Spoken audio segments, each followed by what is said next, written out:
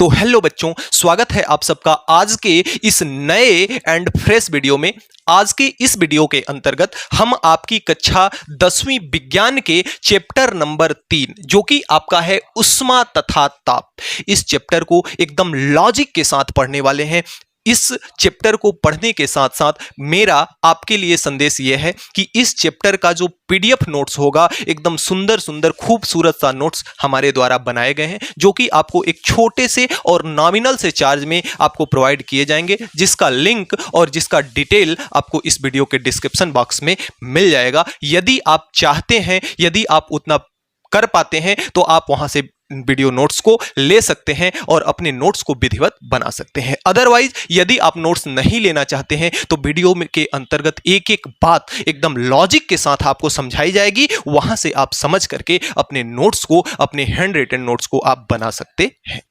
तो आइए इन्हीं मस्त बातों के साथ आज के इस धमाकेदार चैप्टर की धमाकेदार तरीके से शुरुआत करते हैं, जिसका हमारा चैप्टर का नाम है उष्मा तथा ताप। सबसे पहले आइए हम समझते हैं किसको, सबसे पहले हम समझते हैं उष्मा और ताप, ये दोनों चीजें क्या होती हैं। जैसे अगर कोई वस्तु गर्म है और उस वस्तु को हम छूते हैं तो कहते हैं वस्तु कैसी है, गर्म है। तो देखिए यहां पे दो चीजें हैं, पहला है उष्मा, दूसरा है ताप। देखिए उष्मा वस्तु का गुण है, वह वस्तु गर्म क्यों है, क्योंकि उसके अंदर क्या है, ऊर्जा है। उसके अंदर क्या है, ऊर्जा है। तो वह वस्तु जिस कारण से गर्म है, उस कारण को हम क्या कहते हैं, उष्मा। यानी उस वस्तु में निहित ऊर्जा की मात्रा जो है, जिसके कारण वस्तु गर्म है, उसको हम क्या कहते हैं, उष्मा कहते हैं। तो उष्मा वस्तु का एक क्या है, गुण है, जिससे हमको पता चलता है कि वस्तु गर्म है या ठंडी है।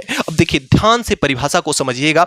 अगर मैं ताप की बात करूं तो ताप क्या होता है, जैसे जो वस्तु गर्म है या जो वस्तु ठंडी है, तो वह किसके अपेक्षा कितनी ठंडी है, उस गर्म और ठंडेपन का मापन क्या कहलाता है, ताप कहलाता है। देखिए उष्मा तथा ताप दोनों ही क्या है, भौतिक राशियां हैं। भौतिक राशियां कहते किसको हैं, जिसका हम यथार्थ पूर्वक मापन कर सके। जैसे अगर हम मां के प्यार की बात करें तो क्या मां के प्यार को आप माप सकते हैं कि आपकी मम्मी आपसे कितने किलो प्यार करती हैं, नहीं ना। तो मां का प्यार आपकी भौतिक राशि नहीं है, अर्थात भौतिक विज्ञान के अंतर्गत नहीं पढ़ा जाता। यह जो चैप्टर है विज्ञान के भौतिक विज्ञान से संबंधित है, तो यह एक भौतिक विज्ञान का चैप्टर है। तो ये भौतिक राशियां हैं, यानी इनका हम क्या कर सकते हैं, मापन। तो हमने दोनों चीजें आपको बताई, उष्मा और ताप। वस्तु गर्म है तो कोई वस्तु गर्म है या कोई वस्तु ठंडा है तो क्यों है, उसका कारण क्या है, क्योंकि उसमें ऊर्जा है। और किसी वस्तु के गर्म होने या ठंडा होने का जो गुण है, उस गुण को हम क्या कहते हैं, उष्मा कहते हैं। यानी कि उष्मा पदार्थ नहीं है बल्कि एक पदार्थ का गुण है। यदि आपको समझ में जो बातें आ जाती है ना, आप मेरे साथ साथ इस वीडियो के कमेंट बॉक्स में उस चीज को लिखते चलिएगा। यकीन मानिए कि वो चीजें हमेशा के लिए आपके यहां पीछे डिजिटल बोर्ड में छप जाएंगी, उसे फिर आपको पढ़ने की जरूरत नहीं पड़ेगी, क्योंकि जो चीज आप अभी कमेंट बॉक्स में लिखे रहेंगे वे चीजें हमेशा आपको यहां डिजिटल बोर्ड में छप जाएंगी कि हां हमने इस बात को सर के कमेंट बॉक्स में लिखा था। तो आप अभी लिखिए कि उष्मा कोई पदार्थ नहीं है बल्कि पदार्थ का क्या है, गुण है। उष्मा पदार्थ नहीं है बल्कि पदार्थ का गुण है, जिससे हमको यह पता चलता है कि वह वस्तु कितनी गर्म है या कितनी ठंडी है। जैसे अगर हम कहें कि अगर खौलते हुए जल को छुएं तो उसको हम क्या कहते हैं, गर्म। तो क्या गुनगुना जो जल है उसको हम ठंडा कहेंगे क्या, नहीं, गर्म है वह भी। लेकिन इस गुनगुने जल की अपेक्षा जो खौलता हुआ जल है वह क्या है, अधिक गर्म है। तो यही अधिक और कम गर्म का जो मापन, कम का जो गुण होता है, उसे हम क्या कहते हैं, उष्मा कहते हैं। और वह वस्तु कितनी गर्म है और कितनी ठंडी है, इस चीज का जो मापन है वह क्या कहलाता है, आपका ताप कहलाता है। तो उम्मीद करते हैं ताप और ऊर्जा के बारे में आपको समझ में आया होगा। तो सबसे पहली चीज यहां पे हम पढ़ेंगे किसको, ताप के बारे में। सबसे पहली चीज हम किसको पढ़ेंगे, ताप के बारे में। तो ताप क्या है, ताप उष्मा का या ऊर्जा का क्या है, ताप उष्मा या ऊर्जा का क्या है, मापन है। ताप उष्मा या ऊर्जा का क्या है, मापन है। यानी कि उष्मा और ऊर्जा को हम जिसके द्वारा मापते हैं उसे हम टेम्परेचर कहते हैं, या उसको हम क्या कहते हैं, तापमान कहते हैं। अब बात यहां यह आती है कि जब इसका यह जो ताप है यह उष्मा का क्या करता है, मापन। तो आखिर मापन किस आधार पर करता है? मापन करने के लिए कोई ना कोई इसके पास क्या होना चाहिए, उपकरण होना चाहिए, कोई ना कोई इसके पास क्या होना चाहिए, पैमाना होना चाहिए, जिसके आधार पर आप मापन करेंगे। तो इसके लिए जो ताप है उसके लिए क्या आता है, मापन पैमाना आता है। तो इसको हम क्या कहते हैं, इसको मापने के लिए कुछ क्या बनाए गए हैं, मापने के लिए कुछ क्या बनाए गए हैं, पैमाने बनाए गए हैं। आइए उन्हीं पैमानों के बारे में हम क्या करते हैं, बात करते हैं। सबसे पहली चीज कि यह पैमाना आखिर बनता कैसे है, इस पैमाने को बनाया कैसे जाता है। देखिए दो चीजें, तीन पैमाने फिलहाल जो आपके बुक में दिया है, हम तीन पैमानों को पढ़ेंगे। पहला तो आपका होगा सेल्सियस पैमाना, पहला आपका कौन सा होगा, सेल्सियस पैमाना, और दूसरा आपका होगा फारेनहाइट पैमाना, फारेनहाइट पैमाना, और तीसरा आपका होगा फारेनहाइट पैमाना, और तीसरा आपका होगा केल्विन पैमाना। देखिए यह जो आपका पैमाना है ना, सेल्सियस पैमाना जो है, एक वैज्ञानिक थे सेल्सियस वैज्ञानिक के नाम पर जो इस पैमाने का नाम पड़ा, क्या नाम पड़ा, सेल्सियस पैमाना। एक वैज्ञानिक थे फारेनहाइट, उनके नाम पर इस पैमाने का फारेनहाइट वैज्ञानिक जो थे उन्होंने फारेनहाइट पैमाने को बनाया, इसलिए इसे हम क्या कहते हैं, फारेनहाइट पैमाना कहते हैं। और एक वैज्ञानिक थे केल्विन, जिन्होंने केल्विन पैमाने को बनाया, इसलिए इनके नाम से हम क्या किसका नाम लेते हैं, केल्विन पैमाने का नाम लेते हैं। अब बात यह आती है कि आखिर ये जो तापमान को मापने का यंत्र है, तापमान को मापने का जो पैमाना है, उस पैमाने को बनाया कैसे जाए। आइए इसको एक मस्त सा एग्जाम्पल लेकर के समझाते हैं, जो कि आपके क्रियाकलाप में बुक के अंतर्गत दिया हुआ है। देखिए सबसे पहले आपको एक सीसी ले लेनी है, और सीसी जैसे यह आपकी क्या हो गई, यह आपकी सीसी हो गई, और इस सीसी के मुंह को आपको क्या करना है, बंद रखना है। इस सीसी के मुंह को क्या करना है, बंद रखना है, और एक छोटी सी कांच की पतली सी क्या लगा दें, यहां पे परख नली लगा दें, और इस सीसी के अंतर्गत क्या भर दें, इस सीसी के अंतर्गत थोड़ा सा जल में स्याही को मिला करके इसमें क्या कर दें, भर दें। उसके बाद आप क्या कीजिए, इसके ढक्कन को लॉक कर दीजिए, परख नली ऊपर से क्या होनी चाहिए, बंद होनी चाहिए। अब जब ऐसा कर लेते हैं आप, फिर उस सीसी को ऐसे हाथ में लेकर के रब कीजिए, उसको हिलाइए। तो उसके अंदर होता यह है कि जब हाथ से उसको सीसी को रगड़ते हैं तो हाथ के द्वारा उस सीसी में क्या दी जाती है, उष्मा दी जाती है। यानी आपकी हथेलियों द्वारा वह सीसी क्या होती है, गर्म होती है, और जब सीसी गर्म होती है तो इस पात्र का है, जो सीसी का जल जो है, इसके अंदर जो आपका ये लगा हुआ है, कांच की ट्यूब लगी हुई है, इस कांच की ट्यूब में यह पानी कहां चलता है, ऊपर की ओर चढ़ता है। अब ऐसा होता क्यों है, देखिए जब हम सीसी को उष्मा देते हैं, उष्मा में भरा हुआ है तरल पदार्थ, तो जब तरल पदार्थ को उष्मा मिलती है, ऊर्जा मिलती है, तो वह तरल पदार्थ क्या होता है, फैलता है। उस तरल पदार्थ के अंदर क्या देखने को मिलता है, फैलाव देखने को मिलता है, जिससे इस परख नली के अंदर, इस कांच की ट्यूब के अंदर यह स्तर ऊपर चढ़ता है, और जैसे जैसे टेम्परेचर नीचे होता है उसका प्रसार, उसका फैलाव कम होता जाता है, और यह फिर नीचे की ओर क्या होता जाता है, बढ़ता जाता है।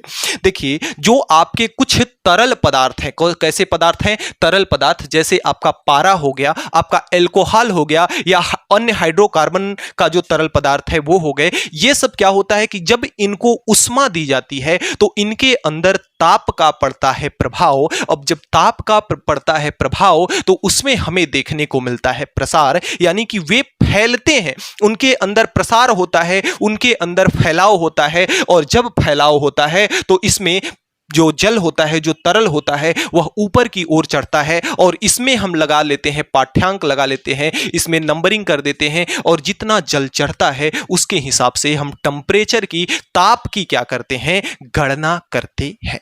अब इसी सिद्धांत पर इन्होंने, जो वैज्ञानिक सेल्सियस थे, जो वैज्ञानिक फारेनहाइट थे, और जो वैज्ञानिक केल्विन थे, इन्होंने क्या बनाया, थर्मामीटर बनाया, तापमापी बनाया। किसको बनाया, तापमापी, यानी ताप को मापने के लिए एक पैमाना बनाया। इसी मेथड पर आइए बताते हैं कैसे। उन्होंने एक क्या लिया, एक कांच की बीकर लिया, एक कांच का क्या लिया, बीकर लिया, और इस कांच के बीकर में जो हवा भी थोड़ी बहुत उपस्थित थी, और इसमें एक कांच की ट्यूब लगाई, और इसमें क्या भर दिया, इसमें भर दिया पारा।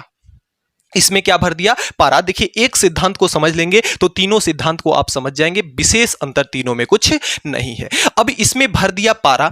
अब हुआ क्या कि जैसे इनको दो टेम्परेचर लेना था, एक तो अत्यंत उच्चतम वाला टेम्परेचर और एक अत्यंत निम्नतम वाला टेम्परेचर। तो सबसे पहले इन्होंने बर्फ का टुकड़ा लिया और उस बर्फ के टुकड़े पर इसको ले जा करके सटाया। तो बर्फ के टुकड़े पर जब सटाया तो इसके पारे का जो भी स्तर बढ़ा या घटा उसको कितना नाम दे दिया, उसको नाम दे दिया 0 डिग्री सेंटीग्रेड, यानी 0 डिग्री सेल्सियस। सेल्सियस वैज्ञानिक थे जिनके आधार पर हम इसको सेल्सियस के नाम से जानते हैं।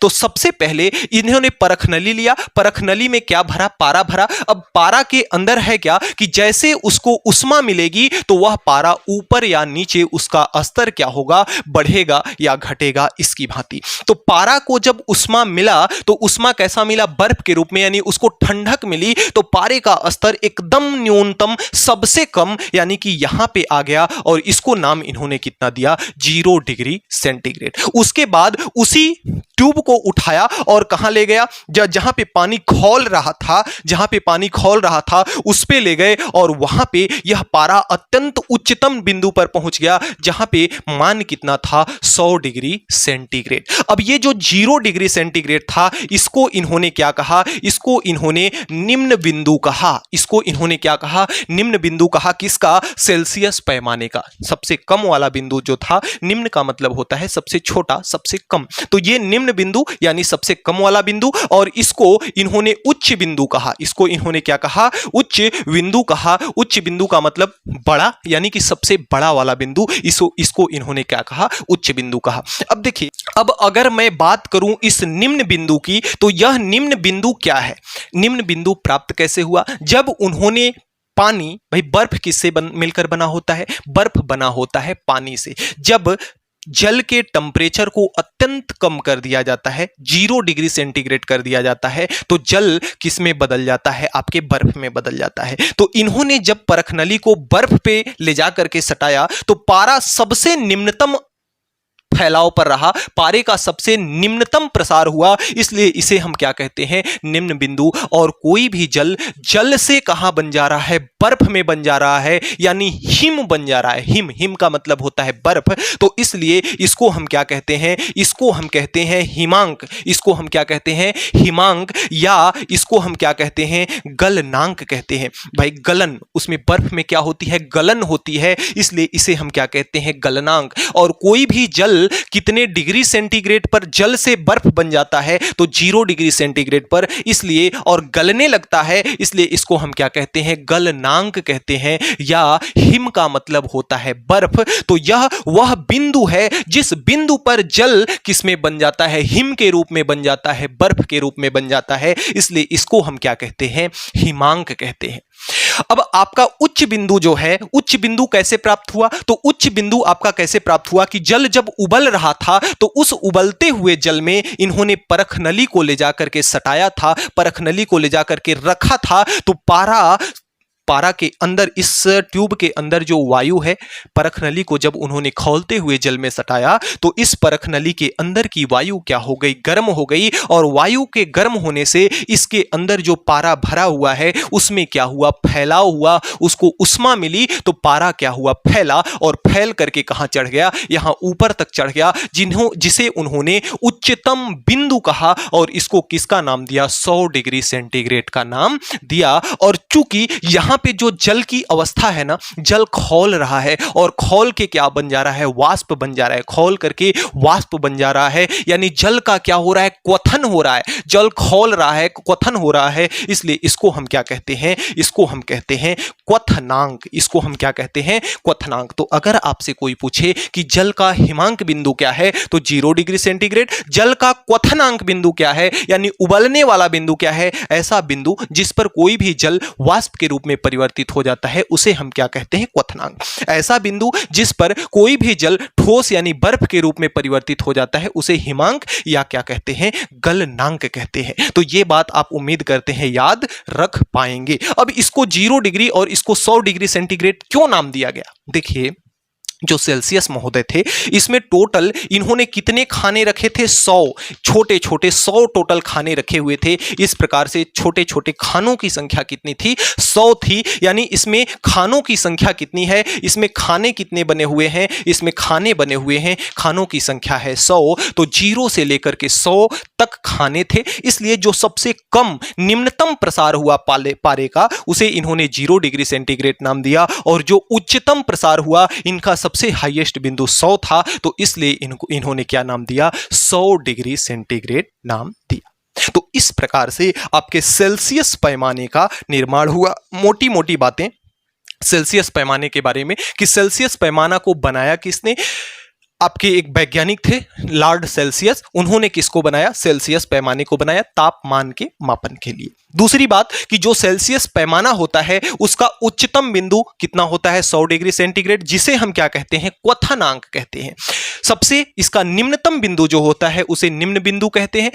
जो 0 डिग्री सेंटीग्रेड होता है इसे हिमांक या क्या कहते हैं? गलनांक कहते हैं। दूसरी चीज कि जो जिस ताप पर जल जो है आपका क्या बन जाता है? जल से बर्फ बन जाता है, ठोस के रूप में बदल जाता है, उसको हिमांक बिंदु या गलनांक बिंदु कहते हैं। और वह बिंदु जिस पर जल खौल करके वाष्प के रूप में बदल जाता है उसे हम क्या कहते हैं? क्वथनांक बिंदु कहते हैं। ये रही मोटी मोटी बात सेल्सियस पैमाने की। अब देखिए जो फारेनहाइट वैज्ञानिक थे, इन्होंने भी एक पैमाने का निर्माण किया और इनका भी कुछ इसी मेथड पे पैमाना था।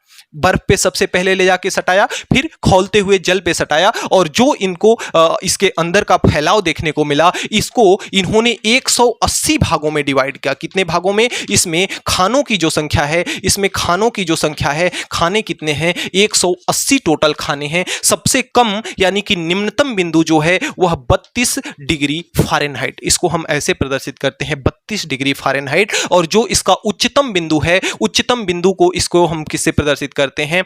इसको हम प्रदर्शित करते हैं, इसके उच्चतम बिंदु को 212, उच्चतम बिंदु को कितना प्रदर्शित करते हैं? 212 डिग्री फारेनहाइट। और 32 से 212 के बीच में टोटल खानों की संख्या कितनी होती है? टोटल खानों की संख्या होती है 180। अब यहां से अगर बात करें निम्न बिंदु की, तो इसका जो निम्न बिंदु है 32 डिग्री फारेनहाइट है, और जो उच्चतम बिंदु है वह कितना है? 212 डिग्री फारेनहाइट है। इसी प्रकार से सेल्सियस पैमाने को भी बनाया गया। सेल्सियस पैमाने में भी इसी प्रकार की व्यवस्था थी। जो लॉर्ड केल्विन थे, इन्होंने सेल्सियस पैमाने के ही आधार पर केल्विन पैमाने का निर्माण किया, और इन्होंने निम्नतम बिंदु को 273 केल्विन, इसमें डिग्री नहीं लगाते हैं हम केल्विन में, केवल 273 के लिख देते हैं और इसको पढ़ते हैं 273 केल्विन। और इसमें भी इन्होंने सेल्सियस पैमाने की अपेक्षा खानों की संख्या कितनी रखी? खानों की संख्या इन्होंने रखी कितने? खाने रखे इन्होंने 100। कितने खाने रखे? 100। तो 273 केल्विन यहां है, तो उच्चतम कितना हो जाएगा? यह 373 केल्विन। 373 केल्विन इसका क्या हो जाएगा? उच्चतम बिंदु हो जाएगा। और निम्नतम बिंदु कितना है? 273 केल्विन। देखिए ये सारी बातें नोट्स के अंतर्गत विधिवत और व्यवस्थित रूप में लिखी हुई हैं। आप नोट्स ले सकते हैं तो भी ठीक, नहीं मैं जो भी बता रहा हूं आप पेन और कॉपी लेकर के बैठिए और बकायदा आप नोट करते जाइए और अपने नोट्स को वहां से बनाते जाइए। सेल्सियस पैमाने के बारे में मैं जो भी बताया सेल्सियस पैमाने के बारे में लिखेंगे। फारेनहाइट पैमाना क्या है? कि वैज्ञानिक फारेनहाइट द्वारा निर्मित एक पैमाना है जिसमें खानों की संख्या कितनी है? 180, जिसका निम्न बिंदु है 32 डिग्री फारेनहाइट और जिसका उच्चतम बिंदु है 212 डिग्री फारेनहाइट। किसने बनाया? वैज्ञानिक फारेनहाइट ने बनाया। केल्विन पैमाना क्या है? केल्विन पैमाना वैज्ञानिक केल्विन द्वारा तापमान के मापन के हेतु बनाया गया एक पैमाना है जिसमें टोटल खानों की संख्या कितनी है? 100। यह सेल्सियस पैमाना के ही तर्ज पर बनाया गया है। इसका जो निम्न बिंदु है वह कितना है? 273 केल्विन, और जो इसका उच्च बिंदु है वह कितना है? 373। एक बात इसमें और नोट करते चलिएगा कि जो 0 केल्विन होता है ना, 0 केल्विन को हम परम शून्य ताप भी कहते हैं। क्या कहते हैं? परम शून्य ताप भी कहते हैं। 0 केल्विन कभी पूछ देता है परीक्षा में कि परम शून्य ताप क्या है, तो 0 केल्विन या 273 डिग्री सेंटीग्रेड को हम क्या कहते हैं? परम शून्य ताप कहते हैं। तो इस तरह से आप तापमापी को समझ सकते हैं। अब हमारा इसके बाद जो नेक्स्ट टॉपिक होगा वह इन विभिन्न तापमापियों में जो संबंध होता है उस संबंध के आधार पर हम सूत्र की व्युत्पत्ति करेंगे और उसके आधार पर आपको कुछ सवाल भी मिलेंगे जिसके आधार पर आप सवाल को हल कर सकते हैं। अब विभिन्न तापमापी या विभिन्न पैमानों के मध्य हम संबंध कैसे स्थापित करते हैं, आइए इस चीज को हम सीखते हैं। सबसे पहला चीज कि जैसे यहां पे दिया हुआ है प्रथम तापमापी, जैसे तापमापी हमारे पास तीन थी, कौन कौन, एक सेल्सियस पैमाना, दूसरा फारेनहाइट पैमाना और तीसरा आपका था केल्विन पैमाना। उसी प्रकार से हम सबसे पहले यहां लेंगे प्रथम तापमापी का, तो प्रथम तापमापी का लेंगे प्रथम तापमापी का तापमान पैमाना जो भी है माइनस निम्न बिंदु बटे उच्च बिंदु माइनस निम्न बिंदु। इसी प्रकार से इक्वल टू करके द्वितीय का भी हम कर लेंगे, इक्वल टू करके तृतीय का भी कर लेंगे। जगह के अभाव के कारण थोड़ा सा मैंने इसको शॉर्ट में लिख दिया। जैसे यहां पे प्रथम तापमापी का लिखा है, बराबर करके अब द्वितीय तापमापी का लिखेंगे, बराबर करके तृतीय तापमापी का लिखेंगे। अब इसका मतलब क्या है, आइए हम समझाते हैं। प्रथम तापमापी आपकी कौन थी, सेल्सियस पैमाना थी, तो प्रथम तापमापी का हम ले रहे हैं, तो तापमान पैमाना आपका क्या था, सेल्सियस पैमाना था। तो यहां पे हम क्या प्रदर्शित करेंगे, सेल्सियस के लिए सी प्रदर्शित करते हैं, माइनस का चिन्ह है, माइनस लगा लिए। अब सेल्सियस पैमाने का जो निम्न बिंदु, निचला बिंदु था, वह कितना था, वह था 0 डिग्री सेंटीग्रेड बटे उच्च बिंदु माइनस निम्न बिंदु। तो जो सेल्सियस पैमाना था प्रथम तापमापी का बोल रहा है, तो जो उच्चतम बिंदु था प्रथम तापमापी का यानी सेल्सियस पैमाने का, वह कितना था 100 डिग्री सेंटीग्रेड। तो यह आपका कितना हो जाएगा 100 डिग्री सेंटीग्रेड, बीच में है माइनस का चिन्ह। फिर से आता है निम्न बिंदु, तो जो प्रथम तापमापी यानी सेल्सियस पैमाने का जो निम्न बिंदु था वह कितना था 0 डिग्री सेंटीग्रेड बराबर। इसी प्रकार से द्वितीय तापमापी का और तृतीय तापमापी का बराबर करते जाएंगे और उनका भी हम लिखते जाएंगे। तो इसी प्रकार से अगर द्वितीय तापमापी का लिखें तो द्वितीय तापमापी कौन थी, फारेनहाइट था, माइनस उसका जो निम्नतम बिंदु था वह कितना था 32 डिग्री फारेनहाइट था, तो 32 डिग्री लिख लिए, बटे आपका नीचे में क्या था, उच्चतम बिंदु उसका कितना था, उच्चतम बिंदु था 212 डिग्री फारेनहाइट और माइनस निम्नतम बिंदु, फारेनहाइट इसके साथ नहीं भी लिखेंगे या सेल्सियस इसके साथ नहीं लिखेंगे, कोई दिक्कत नहीं, केवल बिंदु लिखना है। तो बिंदु कितना था 212, निम्नतम बिंदु कितना था, केवल 32 था, तो उच्चतम बिंदु माइनस निम्नतम बिंदु। इसी प्रकार से तीसरे का ले लेते हैं। तीसरे का पैमाना कौन सा था, केल्विन पैमाना। केल्विन पैमाने के लिए हम क्या उपयोग करते हैं, के, बीच में चिन्ह किसका है, माइनस का, माइनस लगा लिए। अब निम्न बिंदु, केल्विन पैमाने का जो निम्न बिंदु था कितना था, केल्विन पैमाने का निम्न बिंदु था 273 बटे उच्च बिंदु माइनस निम्न बिंदु। तो इसका उच्च बिंदु जो था कितना था 373, बीच में चिन्ह किसका है, माइनस का, तो माइनस लगा लिए। निम्न बिंदु कितना है 273। इतनी बातें आई समझ में। प्रथम तापमापी सेल्सियस था, तो सेल्सियस पैमाने का सेल्सियस ले लिए और निम्न बिंदु कितना है 0 डिग्री सेंटीग्रेड। उच्च बिंदु कितना था 100, निम्न बिंदु सेल्सियस पैमाने का कितना था 0।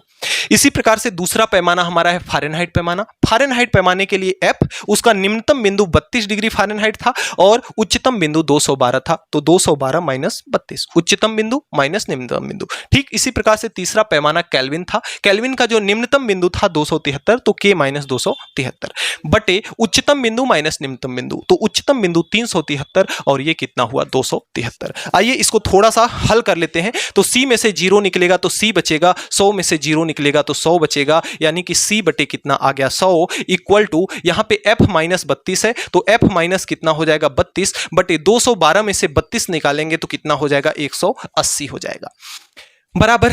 यहां पे आपका के माइनस कितना है 273 है बटे यह 373 में से 273 निकलेगा, कितना हो जाएगा 100 हो जाएगा। अब इसको थोड़ा सा अगर हम काट दें, थोड़ा सा सिंप्लीफाई कर दें, तो यह इससे कट जाएगा आपका 20 से कट जाएगा सब। 20 से कितनी बार में, 5 बार में। 20 से कितनी बार में, 9 बार में। 20 से कितनी बार में कटेगा, 5 बार में 100। तो 20 से हमने सबसे क्या कर लिया, काट दिया, क्योंकि एक ही संख्या से ये तीनों संख्याएं नीचे की कट जा रही हैं, इसलिए हमने तीनों संख्याओं को क्या कर दिया, काट दिया। तो हमारे पास सूत्र कितना निकल के आया, c बटे 5 बराबर f माइनस 32 बटे कितना 9 बराबर k माइनस 273 बटे 5। अब इसी सूत्र का प्रयोग करके हम सेल्सियस से फारेनहाइट में और फारेनहाइट से केल्विन में, केल्विन से फारेनहाइट में, फारेनहाइट से सेल्सियस में, सेल्सियस से केल्विन में, केल्विन से सेल्सियस में, यानी जिससे भी चेंज करना है उस इसमें से तीन जोड़ों में से हम दो को किसी को लेंगे और उसको हम क्या कर देंगे, सिद्ध कर देंगे। आइए अब इसी सूत्र के आधार पर मैं एक सवाल आपको कराता हूं, जिससे आपको यह पता चल जाएगा कि इस सूत्र का उपयोग हम किस प्रकार से करते हैं। अगले क्रम में जो आपका खूबसूरत सा और प्यारा सा सवाल है वह क्या है, 14 डिग्री फारेनहाइट को सेल्सियस में बदलना है। यहां पे देखिए दो चीजों का जिक्र हुआ है, किसका, पहला तो फारेनहाइट का और दूसरा किसका, सेल्सियस का। हमने जो सूत्र निकाला वह हमारे पास सूत्र आपका इतना है, तो सेल्सियस का और फारेनहाइट का जिक्र हुआ है, तो सेल्सियस को और फारेनहाइट को हम दो को उपयोग में लेंगे और जो कि क्या है, C/5 है और बराबर यह कितना है, F माइनस कितना है, 32 बटे कितना है, 9 है। अब इस सवाल में मान किसका दिया है, 14 डिग्री फारेनहाइट, यानी F का मान इसमें दिया हुआ है कितना, 14। F का मान कितना दिया है, 14। तो इस सूत्र में F के जगह पे हमको कितना रखना है, 14। तो यहां से यह हो जाएगा C/5 बराबर F के जगह पे रख लेंगे 14 माइनस का हो जाएगा 32 बटे कितना हो जाएगा, 9।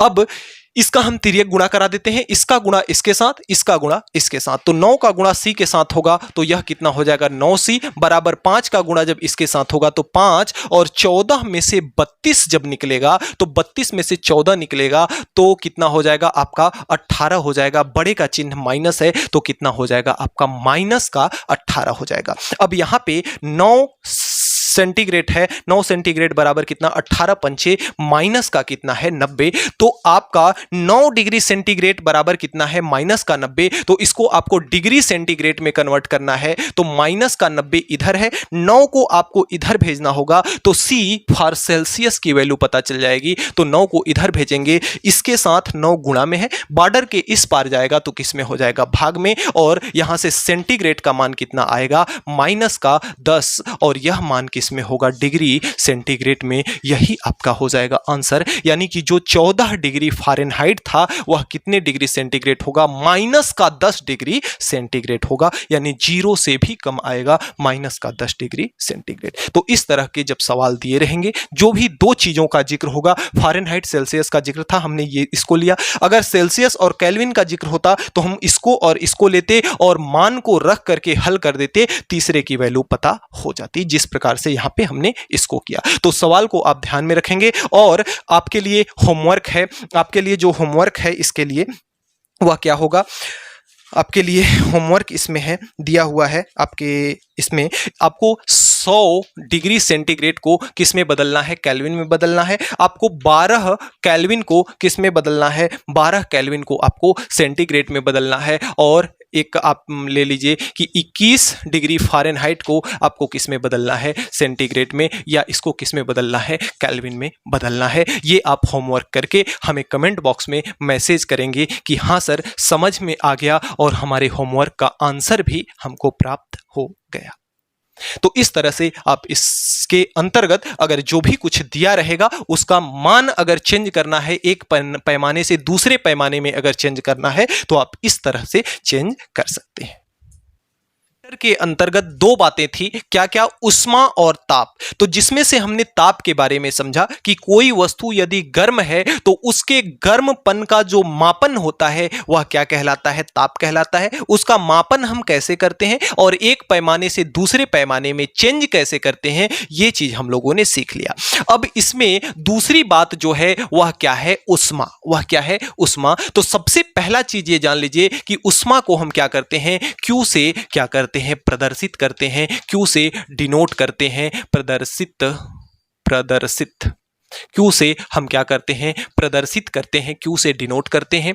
दूसरी चीज कि जैसा कि हमने आपको बताया कि उष्मा कोई पदार्थ नहीं है बल्कि पदार्थ का क्या है, गुण है। उष्मा कोई पदार्थ नहीं है, पदार्थ का क्या है, गुण है। किसी वस्तु के अंदर ऊर्जा की जो मात्रा होती है वह क्या कहलाती है, उष्मा कहलाती है। तो उष्मा की परिभाषा आप लिखेंगे कि किसी वस्तु में उपस्थित ऊर्जा की जो मात्रा होती है वह क्या कहलाती है, आपकी उष्मा कहलाती है। उष्मा पदार्थ नहीं बल्कि पदार्थ का एक क्या है, बल्कि यह क्या है, वस्तु का गुण है, पदार्थ नहीं है, वस्तु का गुण है। देखिए यह बात क्यों आती है, क्यों आपसे बार बार ये कहा जाता है कि उष्मा पदार्थ नहीं है बल्कि पदार्थ का गुण है। हम ये क्यों नहीं बता देते सीधे सीधे कि उष्मा पदार्थ का गुण है, तो हम ये क्यों कहते हैं कि उष्मा पदार्थ नहीं है। देखिए पहले मान्यता ऐसी थी, एक वैज्ञानिक थे कैलोरिक, इन्होंने ये बताया था कि कोई भी वस्तु, जैसे अगर हम किसी वस्तु को काटते हैं तो वह वस्तु जब हम उसको रगड़ते हैं या काटते हैं,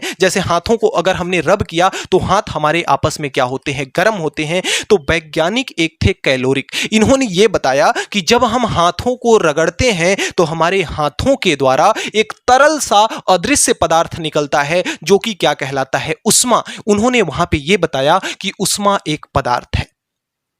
फिर से एक बार देखिए, हम इस बात पर इसलिए जोर देते हैं कि एक वैज्ञानिक थे कैलोरिक। पहले उष्मा की जो धारणा थी वैज्ञानिक कैलोरिक के हिसाब से, जैसे अगर हमने हाथों को रब किया तो हाथों के अंदर कुछ ऐसा तरल सा पदार्थ निकलता है जिससे हमारे हाथ क्या हो जाते हैं, गर्म हो जाते हैं, जिसको आगे चल करके एक वैज्ञानिक थे जिसे हम कहते हैं काउंट रमफोर्ड, जिसको हम क्या कहते हैं, काउंट रमफोर्ड, जिन्होंने 1798 ईस्वी में, कब, 1798 ईस्वी में इनके कैलोरी के सिद्धांत को क्या कर दिया, इसने गलत साबित कर दिया। और इन्होंने ये बताया कि पदार्थ जो उष्मा है पदार्थ नहीं है। जो इन्होंने बताया था कि लिक्विड फॉर्म में निकलने वाला पदार्थ है उष्मा, तो उन्होंने ये बताया कि पदार्थ कोई नहीं है उष्मा, बल्कि उस वस्तु का क्या है, गुण है कि यदि हम दोनों वस्तुओं को आपस में रगड़ते हैं तो इनके मध्य होता है घर्षण और घर्षण से उत्पन्न होती है उष्मा।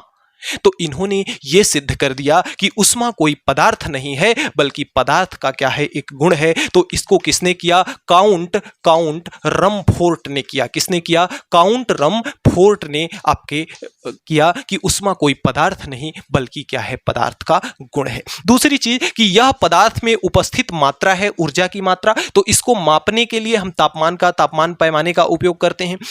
तो आखिर इसका मात्रक क्या है, मापन क्या है। जैसे अगर हमको आलू लेना है मार्केट में तो हम जाते हैं तो कहते हैं ना कि भैया 1 किलो आलू दे दो, तो किलो जो है वही क्या है, यूनिट है, उसका मात्रक है। आखिर उसको प्रदर्शित करने के लिए हम जिस इकाई का प्रयोग करते हैं उसे हम यूनिट कहते हैं, मात्रक कहते हैं। तो उष्मा का अगर हम मापन करेंगे तो उसके लिए हमें यूनिट की आवश्यकता होगी। उस यूनिट को हम क्या कहते हैं, कैलोरी कहते हैं। उस यूनिट को हम क्या कहते हैं, कैलोरी। सबसे पहले उष्मा की धारणा कैलोरी नामक वैज्ञानिक ने दी थी, जिसके नाम पर हम उष्मा के मात्रक को, इसका उष्मा का क्या है, मात्रक है, उष्मा का मात्रक है। उष्मा का मात्रक कैलोरी या जूल भी होता है, कैलोरी या क्या होता है, जूल। उष्मा का मात्रक कैलोरी या क्या होता है, जूल। और अगर हम बात करें 1 कैलोरी बराबर, तो 1 कैलोरी बराबर कितना होता है, 4.8 जूल के बराबर होता है। तो यह उष्मा का क्या है, मात्रक है। उष्मा पदार्थ नहीं बल्कि पदार्थ का एक क्या है, गुण है, जिसको बाद में किसने सिद्ध किया, 1798 में काउंट रमफोर्ड ने इसको क्या किया, सिद्ध किया कि यह पदार्थ नहीं बल्कि क्या है, पदार्थ का एक गुण है, जिसे हम क्यू से प्रदर्शित करते हैं। और इसका मात्रक कैलोरी या क्या होता है, जूल। और 1 कैलोरी किसके बराबर होता है, 4.8 के जूल के बराबर। कभी कभी आपके परीक्षा में बोल देता है कि कैलोरी को परिभाषित कीजिए, तो आपका कैलोरी क्या है, ध्यान से सुनिएगा और पेन कॉपी लीजिएगा और लिखिएगा। कैलोरी की परिभाषा, कैलोरी क्या है, कैलोरी वह उष्मा की मात्रा है। किसका मापन करते हैं, उष्मा का। किसके द्वारा, कैलोरी के द्वारा। तो कैलोरी उष्मा की वह मात्रा है जिसके 1 ग्राम आप पानी ले लीजिए और 1 ग्राम पानी का जो भी तापमान है उससे बढ़ाकर 1 डिग्री सेंटीग्रेड उसको बढ़ाना है। तो किसी भी पदार्थ का जब हम टेम्परेचर, जब ऊर्जा उसकी बढ़ाएंगे तो उसमें हमें क्या लगेगी, ऊर्जा की मात्रा लगेगी, उष्मा देनी पड़ेगी, उष्मा की मात्रा लगेगी। तो 1 ग्राम पानी का तापमान 1 डिग्री सेंटीग्रेड बढ़ाने के लिए जितनी उष्मा की आवश्यकता, 1 ग्राम पानी का तापमान कितना बढ़ाने के लिए, 1 डिग्री सेंटीग्रेड बढ़ाने के लिए 1 ग्राम पानी का ताप 1 डिग्री सेंटीग्रेड बढ़ाने के लिए उष्मा की मात्रा क्या कहलाती है? उष्मा की जो भी मात्रा लगती है, उष्मा की जो भी मात्रा लगती है उसे हम क्या कहते हैं? कैलोरी। 1 ग्राम पानी का तापमान 1 डिग्री सेंटीग्रेड बढ़ाने के लिए जो उष्मा की मात्रा लगती है उसे हम क्या कहते हैं? कैलोरी कहते हैं। तो इस प्रकार से हम उष्मा के बारे में समझ सकते हैं। अब इसके बाद जो टॉपिक आता है आपका उष्मा का स्थानांतरण। बहुत ही अच्छे एग्जाम्पल के साथ लेकर के मैं उष्मा का स्थानांतरण पढ़ाऊंगा। तब तक उष्मा के बारे में एक बात और आप नोट करेंगे कि उष्मा का स्थानांतरण, उष्मा का जो स्थानांतरण होता है, उष्मा का जो स्थानांतरण होता है उच्च ताप से उच्च ताप से कहाँ होता है? उच्च ताप से निम्न ताप की ओर होता है। जो वस्तु ज्यादा गर्म है, अगर जो वस्तु ज्यादा गर्म है उसे कम गर्म वाली वस्तु के संपर्क में लाया जाएगा तो उष्मा ज्यादा गर्म वाली वस्तु से कम गर्म वाली वस्तु में ट्रांसफर होगा। यानी उष्मा का स्थानांतरण, उष्मा का ट्रांसमिशन कहाँ होता है? उच्च ताप से निम्न ताप की। ज्यादा गर्म वाली वस्तु और कम गर्म वाली वस्तु को एक साथ एक दूसरे के संपर्क में कर दिया जाए तो उष्मा ज्यादा गर्म वाली से कम गर्म वाली वस्तु की ओर जाएगा। और यह प्रवाह कब तक चलेगा? जब तक दोनों का तापमान समान न हो जाए, दोनों का ताप जब तक समान ना हो जाए। तो इस प्रकार से उष्मा के स्थानांतरण को समझ सकते हैं। अब उष्मा स्थानांतरण की कुछ विधियां हैं, आइए उन विधियों को हम समझते हैं। कुल मिलाकर के हमने ये जाना कि उष्मा का स्थानांतरण जो होता है हमेशा उच्च ताप वाली वस्तु से निम्न ताप वाली वस्तु की ओर होता है। अब उष्मा स्थानांतरण की जो विधियां हैं वह कितनी विधियां हैं? 3 विधियां। एक मस्त सा प्यारा सा एग्जाम्पल लेते हैं जिसके द्वारा हम इन तीनों विधियों को, चालन यानी कि कंडक्शन, संवहन यानी कन्वेक्शन, विकिरण यानी रेडिएशन, इन तीनों को हम आइए समझाते हैं। जैसे मान लीजिए, सपोज कीजिए कि कोई आपके कक्षा का अध्यापक है जो कि आपकी कॉपी को क्या कर रहा है? चेक कर रहा है। अब मान लेते हैं कि वह कॉपी किसका है? कलुआ का है। अब कलुआ आपके कक्षा का क्या है? विद्यार्थी है। स्वाभाविक है कि जो टीचर कॉपी चेक कर रहा है कलुआ का, जो चेक कर लेगा टीचर, तो वह उस कॉपी को किसको देगा? कलुआ को देगा। अब कलुआ को कॉपी देने का उसके पास 3 तरीका हो सकता है। मान लेते हैं कि जो आपके विद्यालय का, आपकी कक्षा का जो विद्यार्थी कलुआ है वह आपके सबसे पीछे वाले बेंच पे बैठा हुआ है। अब टीचर को कॉपी देने के 3 तरीके हो सकते हैं। क्या क्या? पहला तरीका यह है कि वह सामने बेंच पर बैठे बच्चे को कॉपी पकड़ा दे, सामने वाला बच्चा पीछे को दे दे और पीछे वाला बच्चा उसके पीछे को, पीछे वाला बच्चा उसके पीछे को, और ऐसे करते करते अंत में कॉपी कहां चली जाएगी? कलुआ को। ठीक उसी प्रकार आपका होता है चालन। चालन में होता क्या है कि जैसे अगर चालन हमेशा केवल किन पदार्थों में होता है? ठोसों में होता है। जैसे आपका अगर कोई क्षण है, क्षण में हम क्या करते हैं? क्षण के एक सिरे को हम क्या करते हैं? क्षण के एक सिरे को हम यहां से क्या कर देते हैं? अगर गर्म करते हैं तो देखते हैं कि धीरे धीरे करके क्षण का दूसरा सिरा भी क्या होता है? गर्म हो जाता है। इसमें होता क्या है? जैसे इसके हम इस भाग को क्या किए? गर्म किए। यह जो क्षण है छोटे छोटे कणों से मिलकर के क्या हुआ है? बना है। जैसे आपके कक्षा में कितने ज्यादा विद्यार्थी हैं, सभी विद्यार्थी, मतलब कलुआ का जो ब्रेंच है पीछे वाला, वह सभी विद्यार्थियों के अटैचमेंट से बना हुआ है और वह कहां है? पीछे है। जब इसने यहां पे कॉपी लिया, इसका यह कण यहां पे कॉपी लिया, उस कॉपी को यहां ट्रांसफर किया, फिर अगला कण यहां ट्रांसफर किया, फिर यहां, फिर यहां, अगला कण यहां ट्रांसफर किया, अगला कण यहां, अगला कण यहां, अगला कण यहां, अगला कण यहां, यानी कॉपी कहां पहुंच गई? यहां तक पहुंच गई। यानी उष्मा जो है कहां पहुंच गई? यहां तक पहुंच गई। क्षण के हमने इस सिरे को गर्म किया, क्षण का यह भी सिरा क्या हुआ? गर्म हो गया। तो अब चालन को करना है परिभाषित। चालन को परिभाषित कैसे करेंगे? कि जब किसी पदार्थ को उष्मा दी जाती है, जब किसी पदार्थ को उष्मा जला रहे हैं, यहां गर्म कर रहे हैं, उष्मा दे रहे हैं इसको, तो जब किसी पदार्थ को उष्मा दी जाती है तो उस पदार्थ का जो कण उष्मा ग्रहण करता है तो वह उस उष्मा का कुछ भाग अपने पास रखने के पश्चात वह अपने से पीछे वाले कण को, उष्मा को क्या कर देता है? ट्रांसफर कर देता है। उसके पीछे वाला कण उस उष्मा के कुछ भाग को अपने अंदर रख के अपने पीछे वाले भाग को क्या कर देता है? ट्रांसफर कर देता है। और इस प्रकार से उष्मा धीरे धीरे एक सिरे से दूसरे सिरे तक पहुंच जाती है। और उष्मा संचरण की यह विधि क्या कहलाती है? चालन कहलाती है।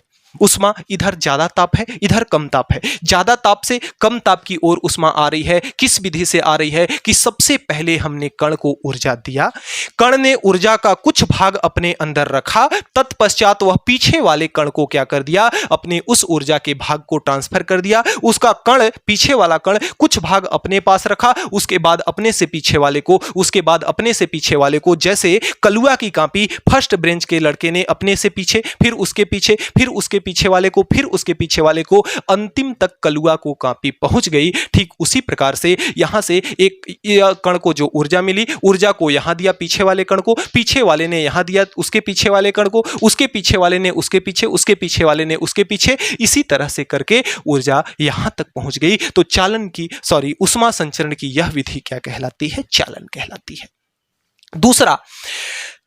दूसरा एग्जामिनर जो कॉपी, कक्षा अध्यापक जो कॉपी चेक कर रहा है, वह कलुआ को कॉपी देने का तरीका क्या हो सकता है? कलुआ को कॉपी देने का तरीका यह हो सकता है, वह बोले कि कलुआ आ जाओ और मेरे पास से कॉपी लेकर के चले जाओ। कलुआ आ जाओ और मेरे पास से कॉपी लेकर के चले जाओ। कलुआ उठ करके अपने ब्रेंच से आएगा, मेरे पास से, अध्यापक के पास से कॉपी लेगा, फिर से जाकर के उसी ब्रेंच पर जाकर के बैठ जाएगा। वही विधि क्या कहलाती है? संवहन कहलाती है।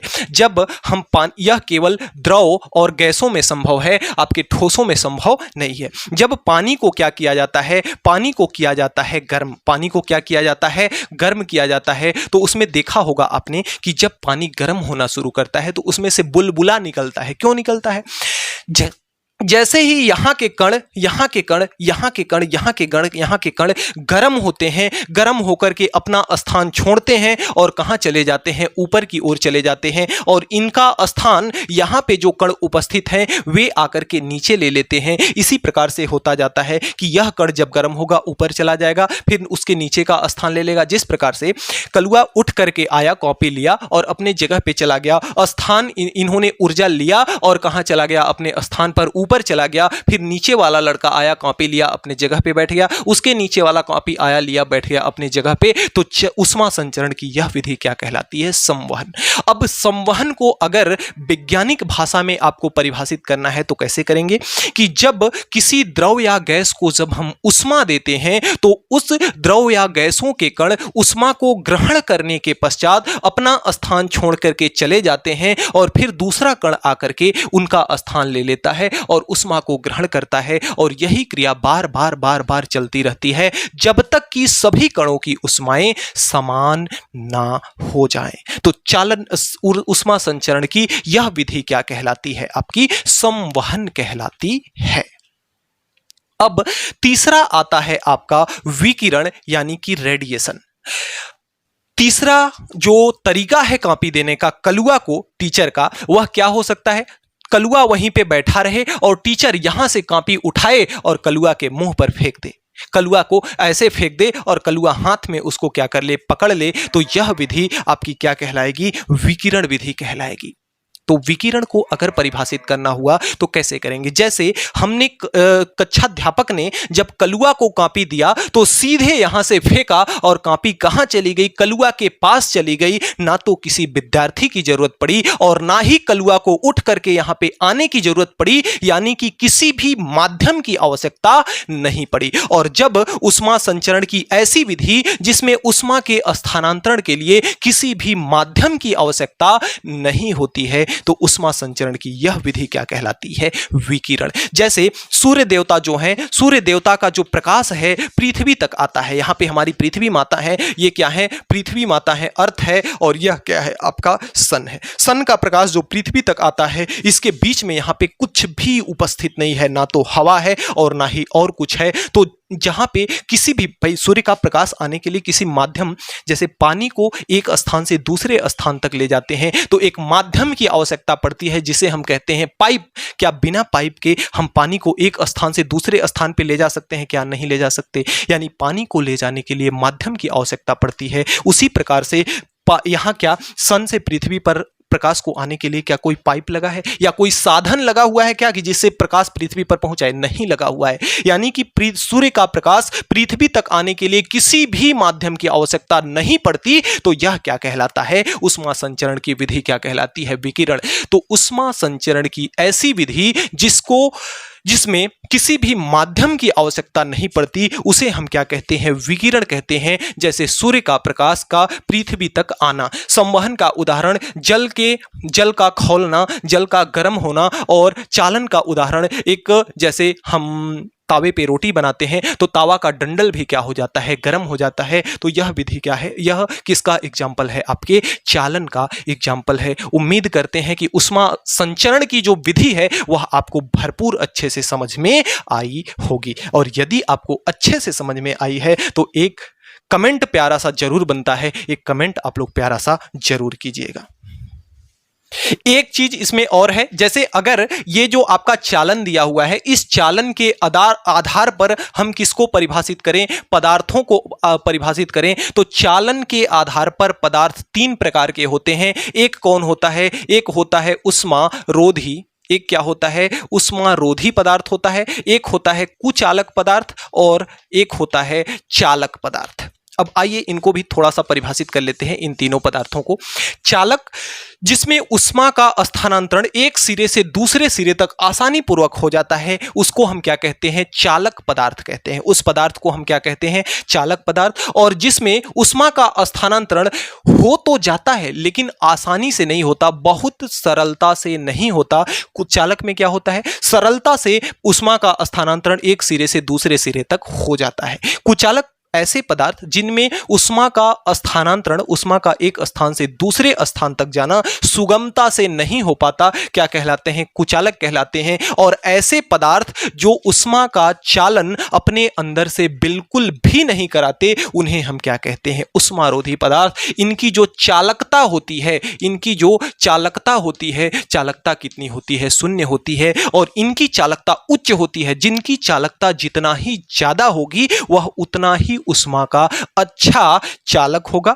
जिसकी चालकता जितनी ही कम होगी या एकदम खत्म होगी तो वह ऊष्मारोधी होगा, अपने अंदर से ऊष्मा का प्रवाह नहीं कराएगा। अगली चीज देखिए, एक एग्जाम्पल भी आपके बुक में दिया हुआ है। वह पदार्थ जो ऊष्मा का शोषण, जो ऊष्मा का अवशोषण, ऊष्मा को अपने अंदर जितना ही जल्दी लेगा वह उतना ही जल्दी गर्म होगा और उतना ही जल्दी ठंडा होगा। यानी कि जो पदार्थ ऊष्मा का जितना ही अच्छा अवशोषक होगा वह ऊष्मा का उतना ही अच्छा उत्सर्जक भी होगा। देखिए, जो पदार्थ होता है ना, ऊष्मा का कोई भी पदार्थ, देखिए कोई भी पदार्थ जो ऊष्मा का अवशोषक, यानी अवशोषक का मतलब ऊष्मा का अवशोषण करने वाला, ऊष्मा को अपने अंदर रखने वाला, उत्सर्जक यानी ऊष्मा को अपने अंदर से निकालने वाला। तो जो पदार्थ जितना ही ज्यादा अच्छा, इस चीज को नोट पॉइंट में लिखिएगा कि कोई पदार्थ जितना ही अच्छा ऊष्मा का अवशोषक होगा उतना ही अच्छा वह ऊष्मा का उत्सर्जक भी होगा। कहने का मतलब यह है कि अगर कोई पदार्थ है, धूप में जितना ही जल्दी गर्म हो जा रहा है वह उतना ही जल्दी ठंडा भी हो जाएगा। ऊष्मा को जितना ही जल्दी अपने अंदर अवशोषित कर ले रहा है, भाई ऊष्मा को अवशोषित कर ले रहा है, जल्दी गर्म हो रहा है, तो जितना ही जल्दी अवशोषित कर लेगा उतना ही जल्दी गर्म हो, उतना ही जल्दी ठंडा होगा। जितना ही जल्दी वह ऊष्मा का अवशोषण करेगा उतना ही जल्दी वह गर्म होगा। और जो पदार्थ जितना जल्दी ऊष्मा का अवशोषण करेगा उतना ही जल्दी वह पदार्थ ठंडा होगा। देखिए एग्जाम्पल कैसे, जैसे अगर आप एक लकड़ी के टुकड़े को और एक लोहे के टुकड़े को, दोनों को अगर धूप में रख दें तो जल्दी गर्म कौन होगा? लकड़ी का टुकड़ा या लोहे का टुकड़ा? तो स्वाभाविक तौर पर कौन जल्दी गर्म होगा? लोहे का टुकड़ा। तो लोहे का टुकड़ा ऊष्मा का अच्छा अवशोषक होता है, ऊष्मा का अच्छा अवशोषण कर रहा है, और जितना ही जल्दी लोहा गर्म होगा लकड़ी के अपेक्षा उतना ही ठंडा होगा। तो जो इसके किनारे की बालू है, बालू जो है ऊष्मा की अच्छी अवशोषक है, किसके अपेक्षा? जल की अपेक्षा। जितना जल्दी जल गर्म होता है उससे जल्दी क्या हो जाता है? बालू गर्म हो जाता है। तो सूर्य से आने वाली जो गर्म हवाएं हैं सबसे पहले किस पे टकराती हैं? बालू पे टकराती हैं। तो बालू जल्दी से क्या हो जाता है? गर्म हो जाता है। और बालू गर्म होने के बाद फिर से वह कहां चली जाती हैं? ऊपर चली जाती हैं। वही रात के समय में क्या होता है कि बालू जितना ही जल्दी गर्म होता है उतना ही जल्दी इसको क्या होना है? ठंडा होना है। तो बालू जितना जल्दी गर्म हुआ था उतना ही जल्दी यह क्या हो जाएगा? ठंडा हो जाएगा। तो रात के समय में जो जल है, जल क्या होता है? ज्यादा बालू दिन के समय में क्या होता है, जल्दी से गर्म हो जाता है और जल उसकी अपेक्षा क्या होता है, ठंडा रहता है। और रात के समय में बालू क्या होता है, जल क्या होता है, गर्म होता है और बालू क्या हो जाता है, ठंडा हो जाता है। क्योंकि जल्दी गर्म हुआ था बालू तो जल्दी से ठंडा हो गया, जल देर से गर्म हुआ था तो देर से ठंडा होगा। यही इसका क्या है, लॉजिक है। जो जितना जल्दी गर्म होगा उतना ही ज्यादा ठंडा होगा, यानी जो जितना ही ज्यादा उष्मा का अवशोषक होगा उतना ही ज्यादा उष्मा का उत्सर्जक होगा। बस यही लॉजिक है। इस लॉजिक को आप याद रखेंगे और अपने नोट्स कॉपी के अंदर नोट के रूप में लिख लेंगे। हमारा अगला जो टॉपिक है वह है उष्मा का प्रभाव, यानी उष्मा का प्रभाव कैसे पड़ता है। बहुत ध्यान से समझिएगा, मैं एकदम लॉजिक के साथ आपको समझाऊंगा। देखिए, सबसे पहली चीज, अगर मैं ये लिखा Q, तो Q फार क्या होता है, उष्मा। Q को किससे प्रदर्शित करते हैं, उष्मा को किससे प्रदर्शित करते हैं, Q से। ये चीज हमने आपको बताया है। एक चिन्ह हमने ऐसे लगाया और इसके आगे हमने क्या लिख दिया, M। जहां पे Q क्या है, Q आपकी उष्मा है और M क्या है, M आपका द्रव्यमान है, यानी किसी वस्तु का क्या है, भार है। और ये जो बीच में चिन्ह लगा है इसे हम कहते हैं अनुक्रमानुपाती। इसको हम क्या कहते हैं, अनुक्रमानुपाती का चिन्ह कहते हैं, या इसी को हम क्या कहते हैं, इसी को हम कहते हैं समानुपाती। इसी को हम क्या कहते हैं, समानुपाती। इसका मतलब क्या होता है, सिंपल सा इसका मतलब है, इसका मतलब अगर ये चिन्ह आपको लिखा हुआ है आपके पास तो इसे हम क्या पढ़ते हैं, अनुक्रमानुपाती या समानुपाती। इसका मतलब ये होता है कि यदि हम इस वस्तु को, इधर वाली वस्तु को बढ़ाएं तो इधर वाली भी वस्तु क्या होगी, बढ़ेगी। और यदि इधर की वस्तु को घटाएं तो यह वस्तु क्या होगी, घटेगी। यानी जिस रूप में इसमें परिवर्तन किया जाएगा इसमें भी परिवर्तन होगा, और जिस रूप में इसमें परिवर्तन किया जाएगा इधर वाली वस्तु में भी परिवर्तन होगा। पहली चीज हमने क्या बताई, इस चिन्ह को हम अनुक्रमानुपाती चिन्ह कहते हैं या समानुपाती चिन्ह कहते हैं। और इस चिन्ह का मतलब हमने क्या बताया कि यदि ऐसा आपको चिन्ह लगा हुआ है और संख्या आपको सीधी सीधी इस प्रकार से लिखी गई है, बटे के रूप में नहीं है, तो इसका मतलब यह होता है कि इधर वाले को अगर हम बढ़ाएंगे तो यह भी बढ़ेगा, इधर वाले को घटाएंगे तो यह भी घटेगा। यानी जिस रूप में इसमें परिवर्तन किया जाएगा उसी रूप में इसमें परिवर्तन होगा। बढ़ाएंगे यह भी बढ़ेगा, घटाएंगे यह भी घटेगा। इस प्रकार से हम किसको परिभाषित करेंगे, अनुक्रमानुपाती को। अब यहां पे जो लिखा हुआ है इसका मतलब क्या है, देखिए Q क्या है, उष्मा। उष्मा का मतलब होता है ऊर्जा। M क्या है, द्रव्यमान, यानी वस्तु का भार। अब जितना ही ज्यादा भारी वस्तु होगी उसको गर्म करने के लिए उष्मा उतना ही अधिक देना होगा। क्या हमने कहा, समझा कि जैसे अगर छोटी सी वस्तु है तो उसको गर्म करने के लिए छोटी सी उष्मा की मात्रा यानी कम उष्मा देनी पड़ेगी तो भी वस्तु गर्म हो जाएगी। कोई बहुत बड़ी वस्तु है तो उसको गर्म करने के लिए हमें बहुत ज्यादा उष्मा की आवश्यकता होगी। यानी उष्मा की ज्यादा आवश्यकता कब होगी, जब द्रव्यमान ज्यादा होगा। उष्मा की कम आवश्यकता कब होगी, जब द्रव्यमान कम होगा। यानी अगर द्रव्यमान बढ़ रहा है तो उष्मा का भी मान बढ़ाना पड़ रहा है, अगर द्रव्यमान घट रहा है तो उष्मा का भी मान घटाना पड़ रहा है। यानी यह बढ़ रहा है तो यह भी क्या हो रहा है, घट रहा है।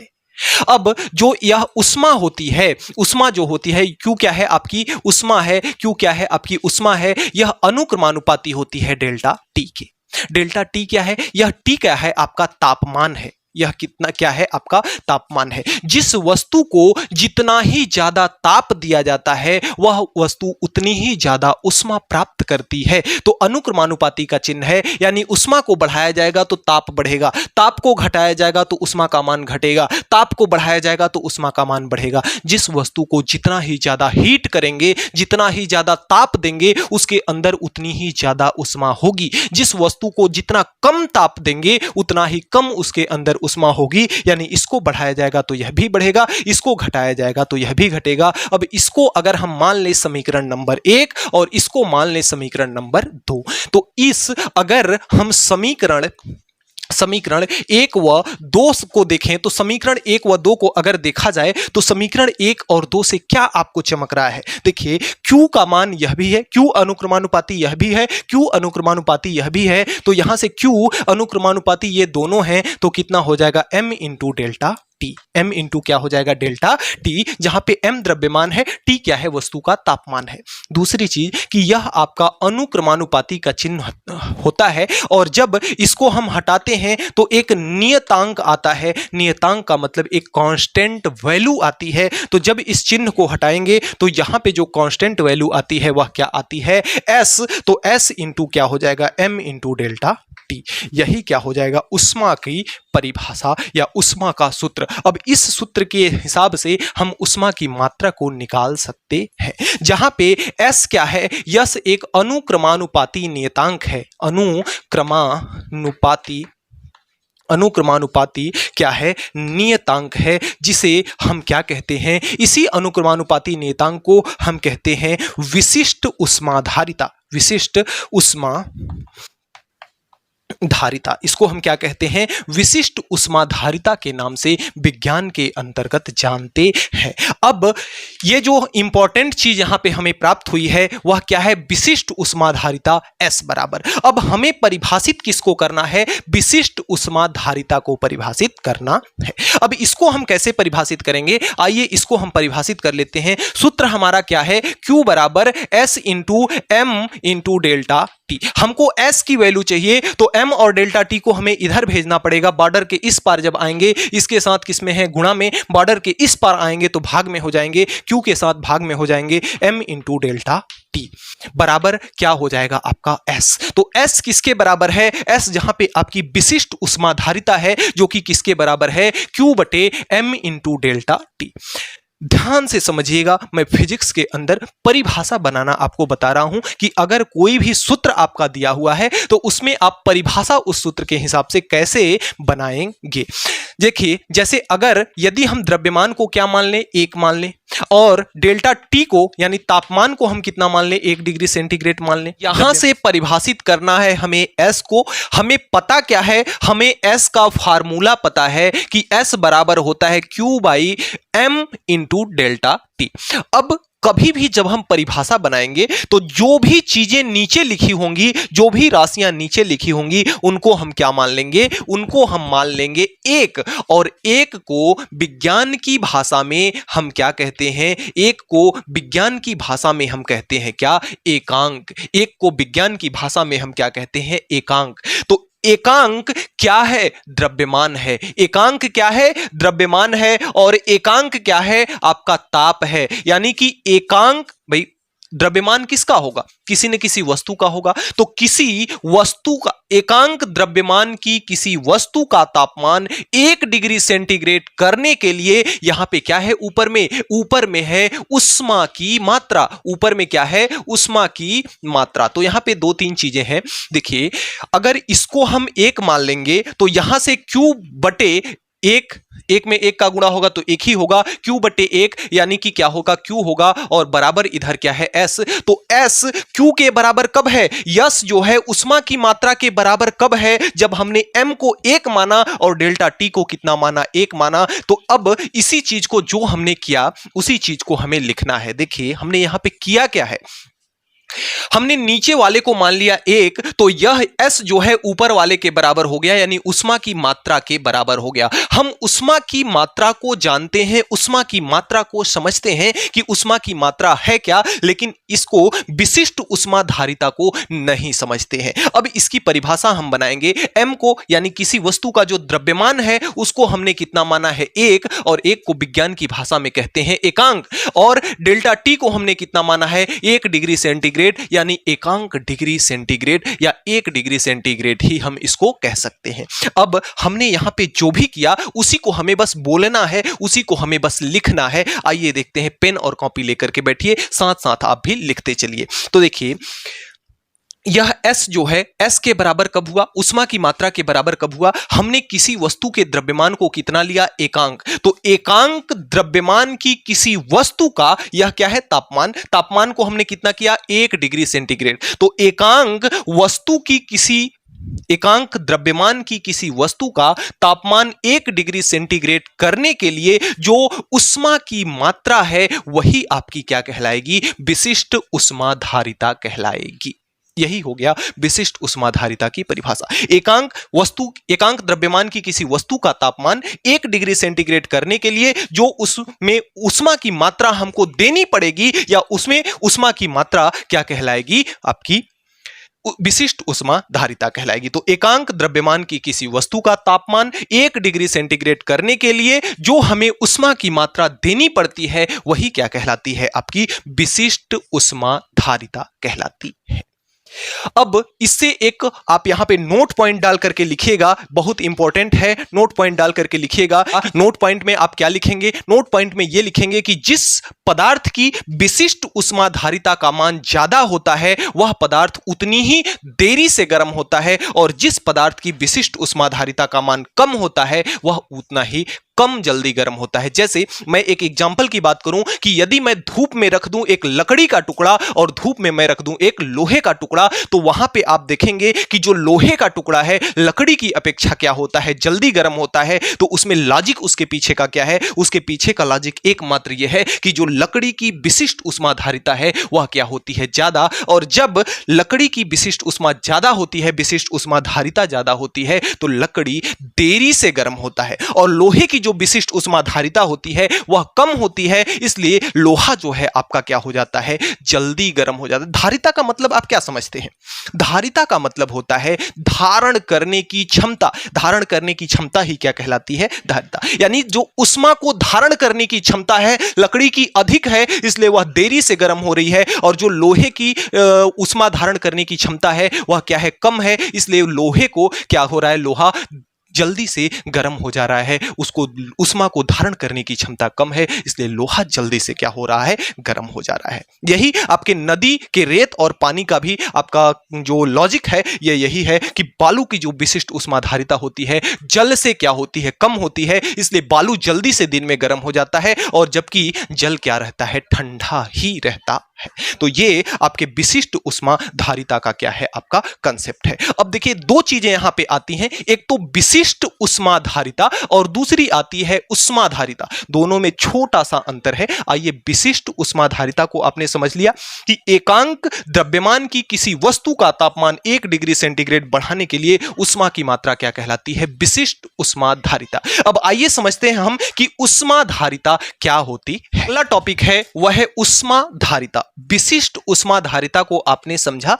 अब आपका जो टॉपिक है केवल ऊष्माधारिता है, विशिष्ट इसमें नहीं जुड़ा है। देखिए विशिष्ट ऊष्माधारिता जो थी उसमें आपने क्या समझा था कि एकांक द्रव्यमान की, एक छोटे से द्रव्यमान की कोई वस्तु होगी और उसका तापमान 1 डिग्री सेंटीग्रेड बढ़ाने के लिए ऊष्मा की जो मात्रा होगी वह आपकी क्या कहलाएगी, विशिष्ट ऊष्मा। लेकिन जो आपकी ऊष्माधारिता होती है, ऊष्माधारिता का हम विशिष्ट ऊष्माधारिता से अगर द्रव्यमान क्या गुणा कर दें, विशिष्ट ऊष्माधारिता का अगर द्रव्यमान से गुणा कर दें तब हमको प्राप्त होता है ऊष्माधारिता। अब इसकी परिभाषा कैसे बनाएंगे, वहां तो बटे में था, जो संख्याएं बटे में थी उसको हमने एक मान लिया था जिसे हम क्या कह रहे थे, एकांक। लेकिन यहां पे द्रव्यमान आपका बटे में नहीं है, द्रव्यमान को एकांक नहीं मानना पड़ेगा, बस उसके आगे हम क्या लगा दें, कुल द्रव्यमान लगा दें। उसके आगे क्या लगा दें, कुल द्रव्यमान। देखिए जब बटे में रहेगा तभी उसको एक मानेंगे, ऊपर में अगर संख्या रहेगी तो उसको एक नहीं मान सकते। तो यहां पे हम ऊष्माधारिता को कैसे परिभाषित करेंगे कि कुल किसी पदार्थ के कुल द्रव्यमान का तापमान, विशिष्ट ऊष्माधारिता में कितना तापमान बढ़ाते थे हम, 1 डिग्री सेंटीग्रेड बढ़ाते थे। तो बस इसकी परिभाषा बिल्कुल साफ है और स्पष्ट है कि ऊष्माधारिता ऊष्मा की वह मात्रा होती है जो किसी वस्तु के कुल द्रव्यमान का तापमान 1 डिग्री सेंटीग्रेड बढ़ाने के लिए आवश्यक होती है, या किसी भी वस्तु के कुल द्रव्यमान का तापमान 1 डिग्री सेंटीग्रेड बढ़ाने के लिए दी गई ऊष्मा की मात्रा क्या कहलाती है, ऊष्माधारिता कहलाती है। बस छोटा सा अंतर है। विशिष्ट ऊष्मा, स्पेसिफिक जो आपका हीट होता है वह क्या होता है, एकांक द्रव्यमान के लिए होता है, और यह वस्तु के कुल द्रव्यमान के लिए होता है। वहां यह होता था कि एकांक द्रव्यमान की किसी वस्तु का तापमान 1 डिग्री सेंटीग्रेड बढ़ाने के लिए ऊष्मा की मात्रा क्या कहलाती है, विशिष्ट ऊष्माधारिता। बस एकांक द्रव्यमान के जगह पे अगर कुल द्रव्यमान बस रख दें तो किसकी परिभाषा बन जाएगी, ऊष्माधारिता की परिभाषा बन जाएगी। यानी कि किसी वस्तु के कुल द्रव्यमान का तापमान 1 डिग्री सेंटीग्रेड बढ़ाने के लिए जो उष्मा की मात्रा होती है वह क्या कहलाती है? आपकी उष्मा धारिता कहलाती है। तो इस बात को आप अपने नोट्स कॉपी में बिल्कुल लिख लेंगे। अब आता है हमारा उष्मीय प्रसार। अब आके क्या आता है? उष्मीय प्रसार। अब देखिए उष्मीय प्रसार क्या होता है? उष्मीय का मतलब होता है उष्मा।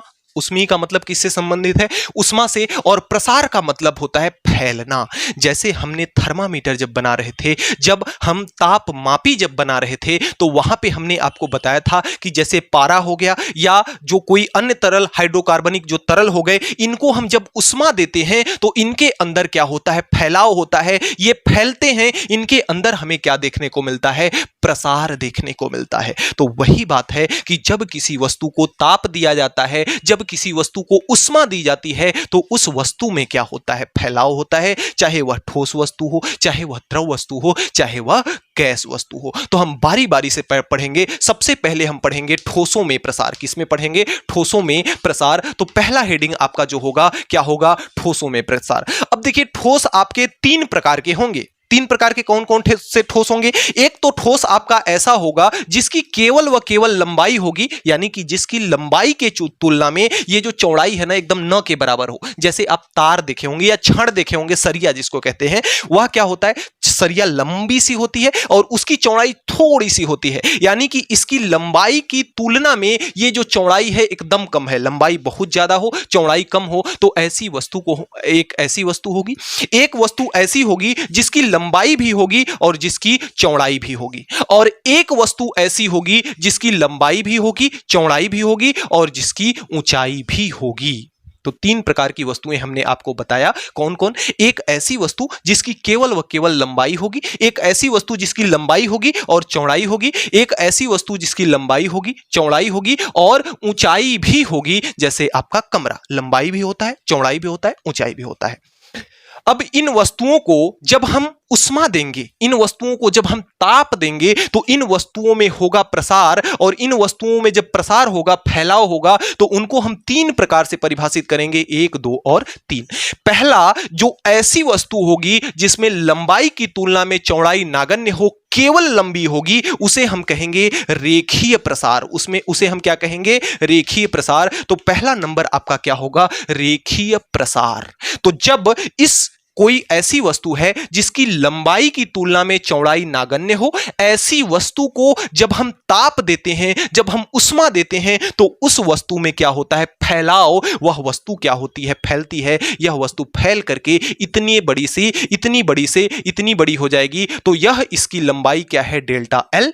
और इस जो तार की जो लंबाई थी वह क्या है? आपकी एल है। इस तार की लंबाई कितनी है? एल है। और जो लंबाई में वृद्धि हुई उसको हम किससे प्रदर्शित करते हैं? डेल्टा एल से। अब यहां से जो रेखीय प्रसार से जो एक फार्मूला निकल के आता है वह होता है रेखीय प्रसार गुणांक। वह क्या होता है? रेखीय प्रसार गुणांक होता है, जिसे हम किससे प्रदर्शित करते हैं? अल्फा से। जिसे हम किससे प्रदर्शित करते हैं? अल्फा से। अब अल्फा बराबर क्या होता है? अल्फा बराबर आपका होता है डेल्टा एल बटे एल इंटू डेल्टा टी। इसका एक सूत्र होता है। अब अगर आपको रेखीय प्रसार गुणांक यानी कि अल्फा को अगर परिभाषित करना हो, तो अल्फा को आप कैसे परिभाषित करेंगे?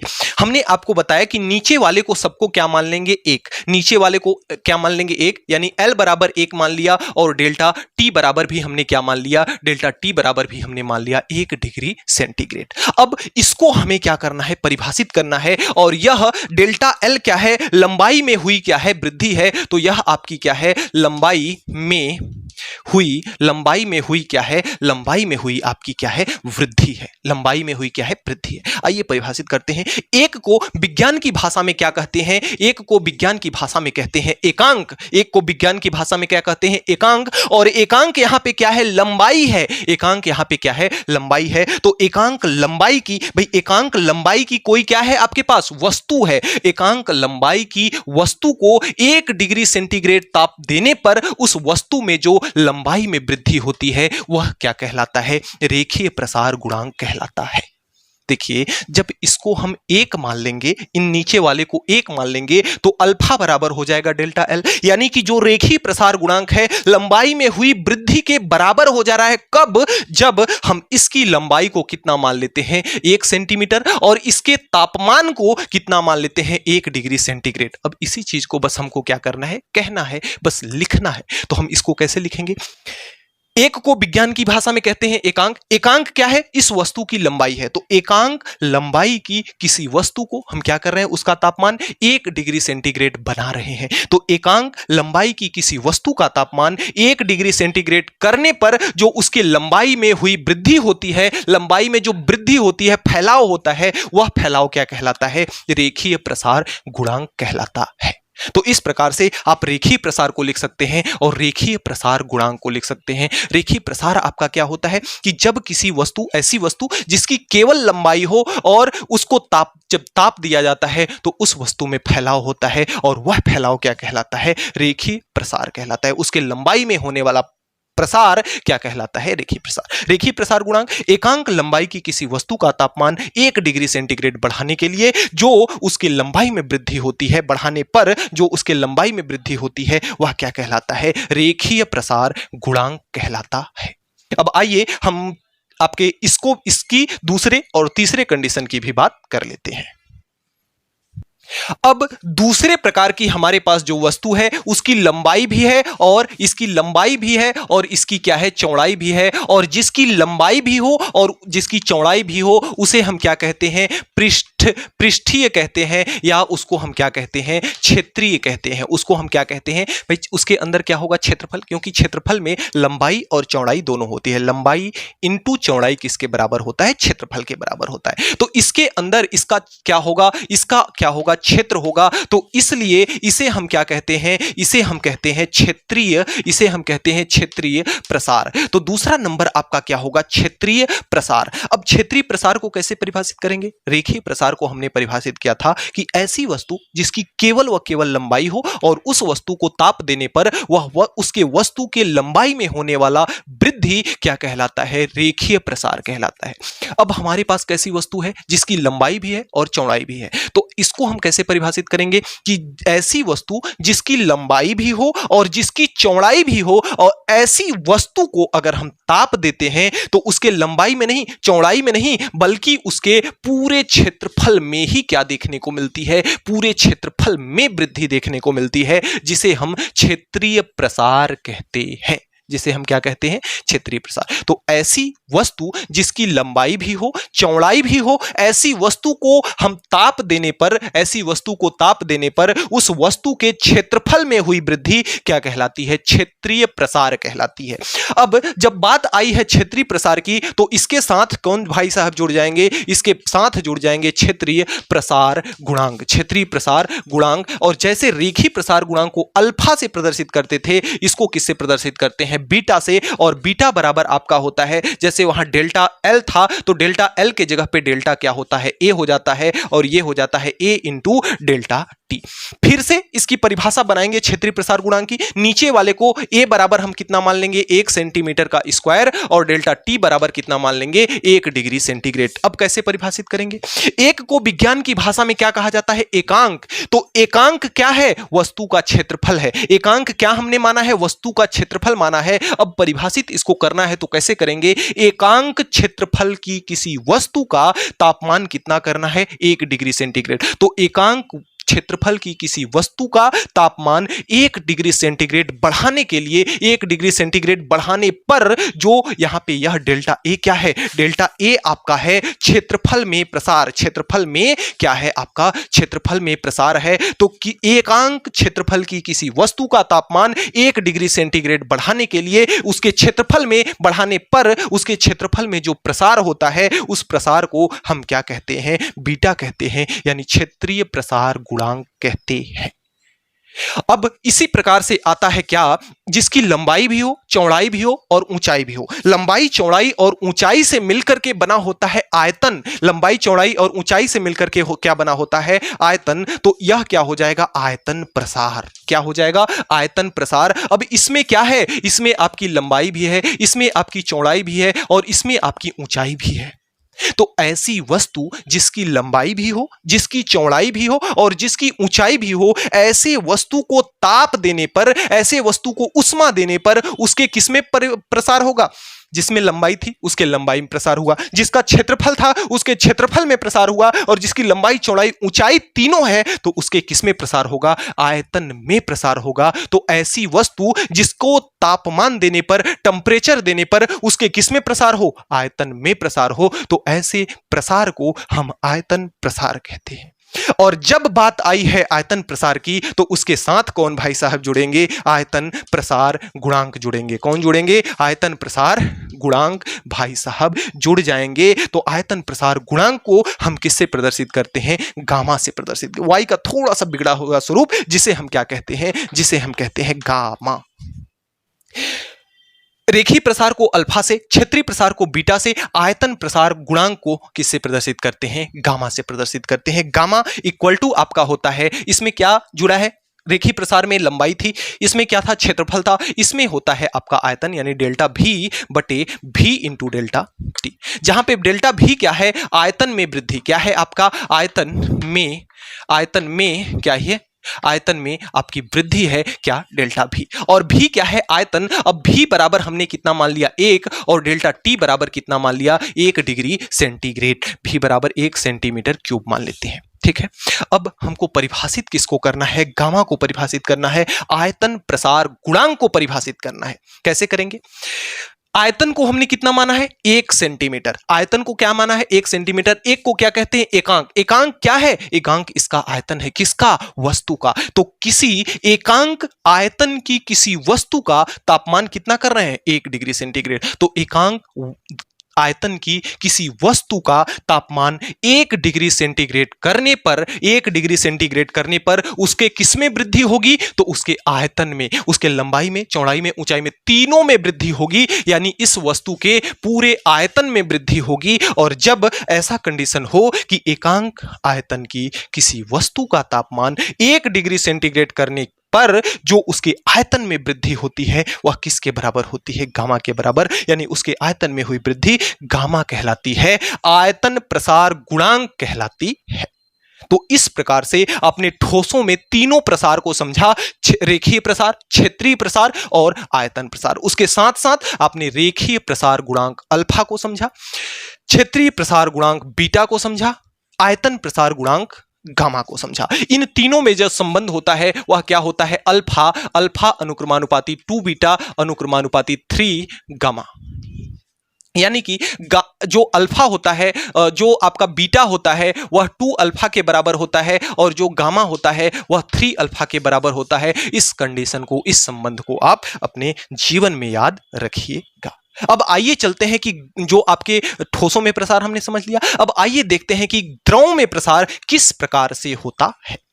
जैसे हमने समझा ठोसों में प्रसार होता है, ठीक उसी प्रकार से अगर कोई तरल है आपका तो उस तरल के अंदर भी प्रसार होगा। और उस तरल के अंदर यानी द्रव में जो प्रसार होगा 2 प्रकार से होता है। एक आपका होता है आभासी प्रसार, एक कैसा होता है? आभासी प्रसार। और दूसरा आपका होता है वास्तविक प्रसार। तो वास्तविक प्रसार और आभासी प्रसार की कहानी क्या है, इसके पीछे की लॉजिक क्या है, आइए आपको शुद्ध देसी में एकदम समझाते हैं। जैसे अगर कोई आपका एक गोल पेदी का क्या है? फ्लास्क है। गोल पेदी के फ्लास्क में क्या भरा हुआ है? गोल पेदी के फ्लास्क में आपका भरा हुआ है जल, और नीचे लगा हुआ है स्पिरिट बर्नर। नीचे क्या लगा हुआ है? आपका स्पिरिट बर्नर कोई लगा हुआ है, जिसकी सहायता से इसको आपने क्या करना है? इसको आपने गर्म करना है। यह इसमें क्या भरा हुआ है? जल।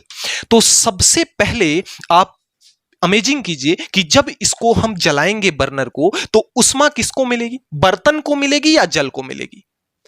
सबसे पहले जब इस बर्नर को जलाएंगे तो जो उष्मा है बर्तन को मिलेगी या जल को मिलेगी? तो आप कहेंगे कि सर जी सबसे पहले इसके संपर्क में तो बर्तन है, तो किसको उष्मा मिलेगी? बर्तन को मिलेगी। किसको मिलेगी? बर्तन को। बर्तन कैसा है? ठोस है। अब जब ठोसों को उष्मा मिलती है तो उसके अंदर होता है प्रसार, उसके अंदर होता है फैलाव। तो जब इसको उष्मा मिलेगी बर्तन को, तो सबसे पहले फैलेगा कौन? बर्तन। और जब बर्तन फैलेगा तो यहां से इसमें इसमें जो जल भरा था इस जल का स्तर घट जाएगा, क्योंकि बर्तन फैला, बर्तन बड़ा हुआ तो जल का स्तर कैसा हुआ, डाउन हुआ, तो जिसे हम कहते हैं आभासी प्रसार। जिसे हम क्या कहते हैं, आभासी प्रसार। जब उष्मा किसी पात्र में भरे जल को दी जाती है तो सबसे पहले उष्मा किसको मिलती है, पात्र को मिलती है, और पात्र को उष्मा मिलने से पात्र के अंदर फैलाव होता है और जल के स्तर में गिरावट आती है, जिसे हम क्या कहते हैं, आभासी प्रसार।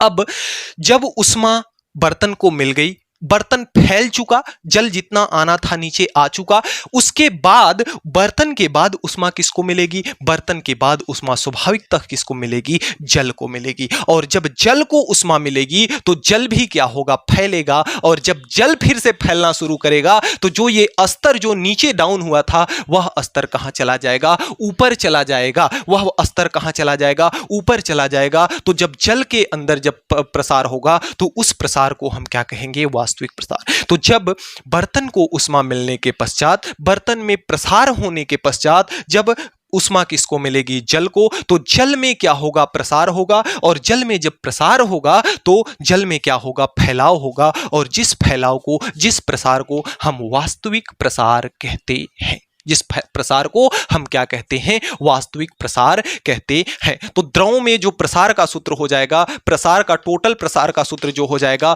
वह क्या होगा, आभासी प्रसार, आभासी प्रसार, आभासी शायद गलत लिखा हुआ है, छोटा सा रहेगा, तो आभासी प्रसार प्लस क्या हो जाएगा आपका, वास्तविक प्रसार, वास्तविक प्रसार। तो इस द्रव के अंदर जो प्रसार होगा, आभासी प्रसार प्लस क्या हो जाएगा आपका, वास्तविक प्रसार। तो इस प्रकार से आप द्रव में प्रसार को आप समझ सकते हैं। अब अगला जो टॉपिक है आपका है गैसों में प्रसार। द्रव में प्रसार को समझा, उसमें आप एक नोट पॉइंट डाल करके लिख लीजिएगा द्रव में प्रसार में कि क्या नोट पॉइंट है, कि जो जल होता है 0 डिग्री सेंटीग्रेड से लेकर के 4 डिग्री सेंटीग्रेड तक जल में कोई प्रसार नहीं होता। अब इसका अर्थ क्या है और इसका लॉजिक क्या है, देखिए जो बहुत ज्यादा ठंडा प्रदेश है, जो जहां पे मतलब अत्यधिक बर्फ पड़ती है, पानी जो है, पानी के ऊपरी सतह पे बर्फ जम जाता है, फिर भी सागरों, महासागरों या नदियों, तालाबों की जो मछलियां होती हैं या उस जल के अंदर अन्य जीव होते हैं वे क्या होते हैं, बच जाते हैं। तो ऐसा क्यों होता है, क्योंकि देखिए 0 डिग्री सेंटीग्रेड से लेकर के 4 डिग्री सेंटीग्रेड के बीच जल का प्रसार नहीं होता, जल में फैलाव नहीं होता।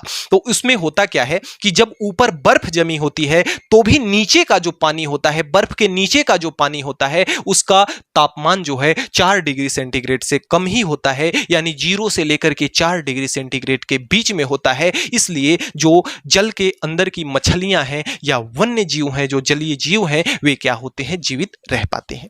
अब अगला जो है आपका गैसों में प्रसार। गैसों में प्रसार 2 प्रकार से किया जाता है। पहला चीज कि नियत दाब पर, पहला चीज क्या, नियत दाब पर, पहला चीज क्या होता है, नियत दाब पर, और दूसरा आपका क्या होता है, दूसरा आपका होता है नियत आयतन पर, नियत आयतन पर। देखिए गैसों में प्रसार कब होगा, पहली चीज कि जब प्रसार होगा तो गैस के अणु जो होंगे, जैसे यह पात्र है और इसमें भरा हुआ है गैस, इसमें गैस की अणुएं भरे हुए हैं, तो इसको जब तक बंद नहीं करेंगे तब तो गैस तो उड़ जाएगा।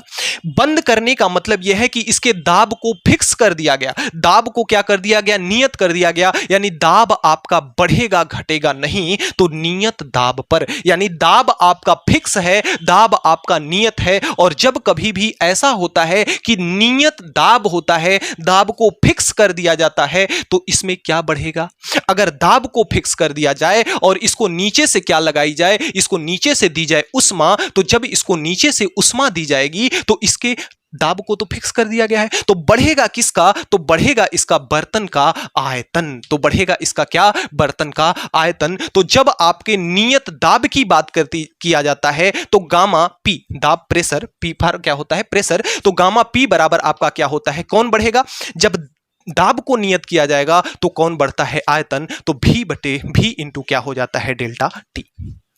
अब दूसरे में क्या है आपका नियत आयतन। तो जब आयतन को नियत कर दिया जाएगा, यानी कि यह इसका आयतन नियत है, यह इसका दाब बढ़ या घट सकता है। तो जब इसको उष्मा दी जाएगी तो गैस के अणुओं के मध्य होगा प्रसार। तो चूंकि आयतन, तो इस बर्तन का जो पात्र का आयतन है, आयतन एकदम फिक्स कर दिया गया है। तो जब आयतन फिक्स है, आयतन बढ़ घट नहीं सकता है, तो गैस के जो अणु हैं एक दूसरे के मध्य क्या लगाएंगे, दबाव लगाएंगे भाई, जबरदस्ती उसमें उनके अंदर फैलाव होगा। और जब फैलाव होगा तो एक दूसरे को जबरदस्ती एक दूसरे पर दाब लगाएंगे। तो इसके किस में परिवर्तन होगा, तब इसके दाब में परिवर्तन होगा। यानी कि जो गामा किसको फिक्स किया, आयतन को, तो जिसको फिक्स करते हैं यहां लिख देते हैं। जब आयतन को फिक्स किया तो किस में प्रसार हुआ, पी में, तो डेल्टा पी बटे पी इंटू कितना हो जाएगा, डेल्टा टी। तो यह आपका है नियत आयतन पर। जब आयतन नियत है तो किसमें प्रसार होगा, दाब में। और जब आपका दाब नियत है तो किसमें प्रसार होगा, आयतन में। तो यही आपके है गैसों में प्रसार। गैसों में प्रसार दो प्रकार से, नियत दाब पर, नियत आयतन पर। जब आपका दाब नियत हो तो उसके आयतन में फैलाव होगा, और जब उसका आयतन नियत हो तो उसके किसमें फैलाव होगा, दाब में। भाई इसमें जब प्रेशर फिक्स होगा, प्रेशर आपका फिक्स होगा कि प्रेशर उससे बढ़ना घटना नहीं है, तो फैलेगा कौन, आयतन इस बर्तन का। और जब आयतन फिक्स होगा कि आयतन को चाहे कुछ भी हो जाए, बढ़ना घटना है ही नहीं, तो इसमें क्या होगा, तब इसके दाब में प्रभाव होगा, दाब में फैलाव होगा। तो दाब जब नियत होगा तो आपका ये आयतन, और जब आयतन फिक्स होगा तो आपका कौन, दाब। तो इस प्रकार से आप गैसों में प्रसार को समझ सकते हैं। अगला टॉपिक है वह है भौतिक अवस्था में परिवर्तन। सबसे पहले ठोस में प्रसार, द्रव में प्रसार और गैसों में प्रसार। अब हम ये देखेंगे कि उष्मा और ताप के कारण किस प्रकार से वस्तुओं की भौतिक अवस्थाओं में परिवर्तन होता है। भौतिक अवस्थाओं में परिवर्तन का मतलब कि जैसे जल से बर्फ बन जाना, और फिर बर्फ से जल बन जाना, और फिर जल से वाष्प बन जाना, और वाष्प से फिर से जल बन जाना। ये सब प्रक्रियाएं क्या है, उनकी जल की भौतिक अवस्थाओं में परिवर्तन हो रहा है। सबसे पहले एक हमने अक्षांश लिया जो एक एक्स अक्ष है, और दूसरा क्या है, वाई अक्ष। एक्स अक्ष पर हमने क्या किसको लिया है, एक्स अक्ष पर हमने उष्मा को लिया है, और वाई अक्ष पर हमने किसको लिया है, ताप को। यानी कि जब हम ऊपर की ओर बढ़ेंगे तो ताप बढ़ेगा, और जब आगे की ओर चलेंगे तो क्या बढ़ेगी, उष्मा। और यहां पे जो टेम्परेचर है वह कितना है, 0 डिग्री। यानी उष्मा का भी मान यहाँ 0 है और ताप का भी मान यहाँ पे क्या है, 0 है। और आप जानते हैं कि 0 डिग्री सेंटीग्रेड पर या 0 डिग्री तापमान पर, यहाँ पे तापमान डिग्री सेंटीग्रेड में है, तो अगर यहाँ पे 0 डिग्री सेंटीग्रेड तापमान है तो यहाँ पे कोई भी पानी किस में होगा, ठोस रूप में होगा। कोई भी पानी किस में होगा, ठोस रूप में। अब जैसे ही हम उसको उष्मा देना शुरू करेंगे, उष्मा देना शुरू करेंगे तो उसका तापमान क्या होगा, बढ़ेगा। उष्मा हमने दिया, उष्मा बढ़ी तो तापमान भी इसका क्या हुआ, बढ़ा। उष्मा इधर जाएंगे, उष्मा बढ़ेगी, इस इधर जाएंगे, तापमान बढ़ेगा। तो जैसे हमने आगे बढ़ा, यानी इधर की ओर चला तो इसकी क्या बढ़ी, उष्मा, और इधर की ओर चला तो क्या बढ़ा, तापमान। लेकिन सोचिए कि क्या हम जैसे ही तापमान बढ़ाते हैं, क्या तुरंत से बर्फ जल में बदल जाता है क्या? यहां पे जल जो है किस रूप में है, ठोस के रूप में है, यानी किसके रूप में है, बर्फ के रूप में है। तो क्या सोचिए कि जब हम उसको उष्मा दिए 0 डिग्री सेंटीग्रेड से, बर्फ की अवस्था में था, तो क्या तुरंत ही जल बन गया क्या? नहीं। जब उसको उष्मा दिए तो धीरे धीरे धीरे धीरे उष्मा को बढ़ाते गए, तापमान आपका बढ़ता गया, और जैसे जैसे तापमान बढ़ता गया धीरे धीरे बर्फ क्या हो गया, पिघलना शुरू हो गया। आगे जब यह बर्फ पिघल गया तो पिघल करके यह किस में बन गया, पिघल करके यह किस में बन गया, जल में बन गया। अब जल में यहां पे तो बन गया क्या, यहां पे बन गया आपका जल, लेकिन क्या जब उसको हम टेम्परेचर दिए या उष्मा दिए तो वह कुछ देर तक जल में ही रहा, कुछ देर तक जल में ही रहा। और जैसे जब हम उसको उष्मा और तापमान, उष्मा का जैसे जैसे मान बढ़ाते गए उसका टेम्परेचर क्या होता गया, उसका टेम्परेचर बढ़ता गया, और यह जल किस में बदलना शुरू कर दिया, वाष्प में। और धीरे धीरे धीरे धीरे करके यह किस में बदल गया, वाष्प में बदल गया। तो इस प्रकार से आपने देखा कि जल किसके रूप में था, ठोस में, ठोस से फिर किस में बदला, जल में, फिर से क्या कहां बदला, वाष्प में।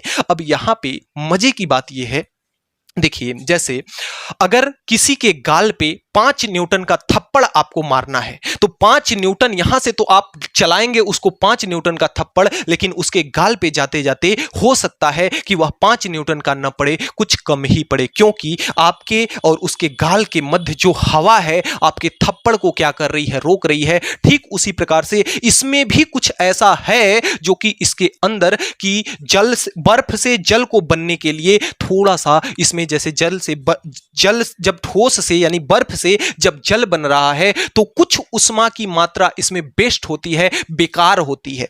तो जब जो उष्मा की मात्रा बेकार हो रही है ना, जैसे हमने 0 डिग्री सेंटीग्रेड से मान लेते हैं कि इसको हमने तापमान दिया तो तुरंत से तो यह बर्फ बन नहीं गया, जबकि होना चाहिए तुरंत से तो जल बन नहीं गया, जबकि होना यह चाहिए कि जैसे ही हम इसका टेम्परेचर एकदम जैसे जल आ गया, जल का टेम्परेचर जैसे ही 100 डिग्री सेंटीग्रेड कर दे जल तुरंत ही खौलने लगे, लेकिन ऐसा नहीं होता। कितना भी 100 डिग्री सेंटीग्रेड कर देंगे लेकिन जल कब खौलेगा, थोड़ी देर बाद ही खौलना शुरू कर देगा। तो आखिर वो थोड़ी देर की जो उष्मा है कहां गई, थोड़ी देर की उष्मा कहां छुप गई, और जो वह थोड़ी देर की ही उष्मा है उसे ही हम क्या कहते हैं, गुप्त उष्मा कहते हैं। उसे ही हम क्या कहते हैं, गुप्त उष्मा कहते हैं।